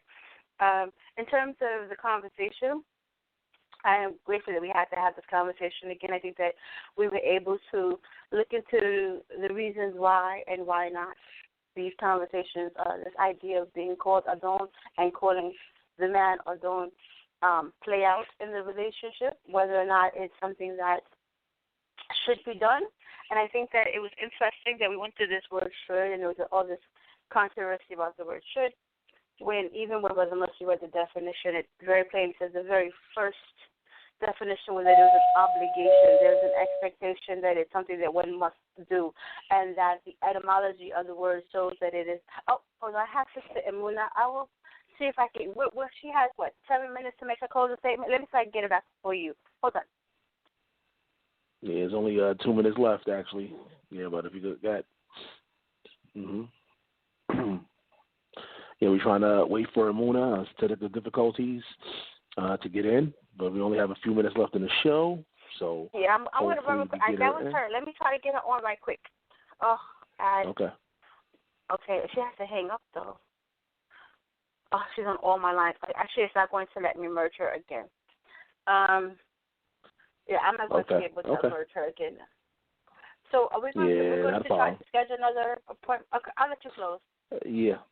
We're going to definitely try to schedule another one and make it happen. Like I said, due to my uncle's situation, I think this week is pretty good, but next week we're going to have to just do it, day-by-day basis. I'll let you guys know what's going on. And once again, I appreciate all the prayers that's going out right now to my uncle. Again, he had a stroke and he had, internal bleeding. So send your prayers out, and I appreciate you guys. We're going to see you guys tomorrow. Take care, and God bless. 2017, Big Truth, the big talk for you. What up? Shout out Navo King, Big Boo, me. Shout out everybody. Check it. Hey yo, debate talk 4. You so you can absorb information free of charge so you can afford.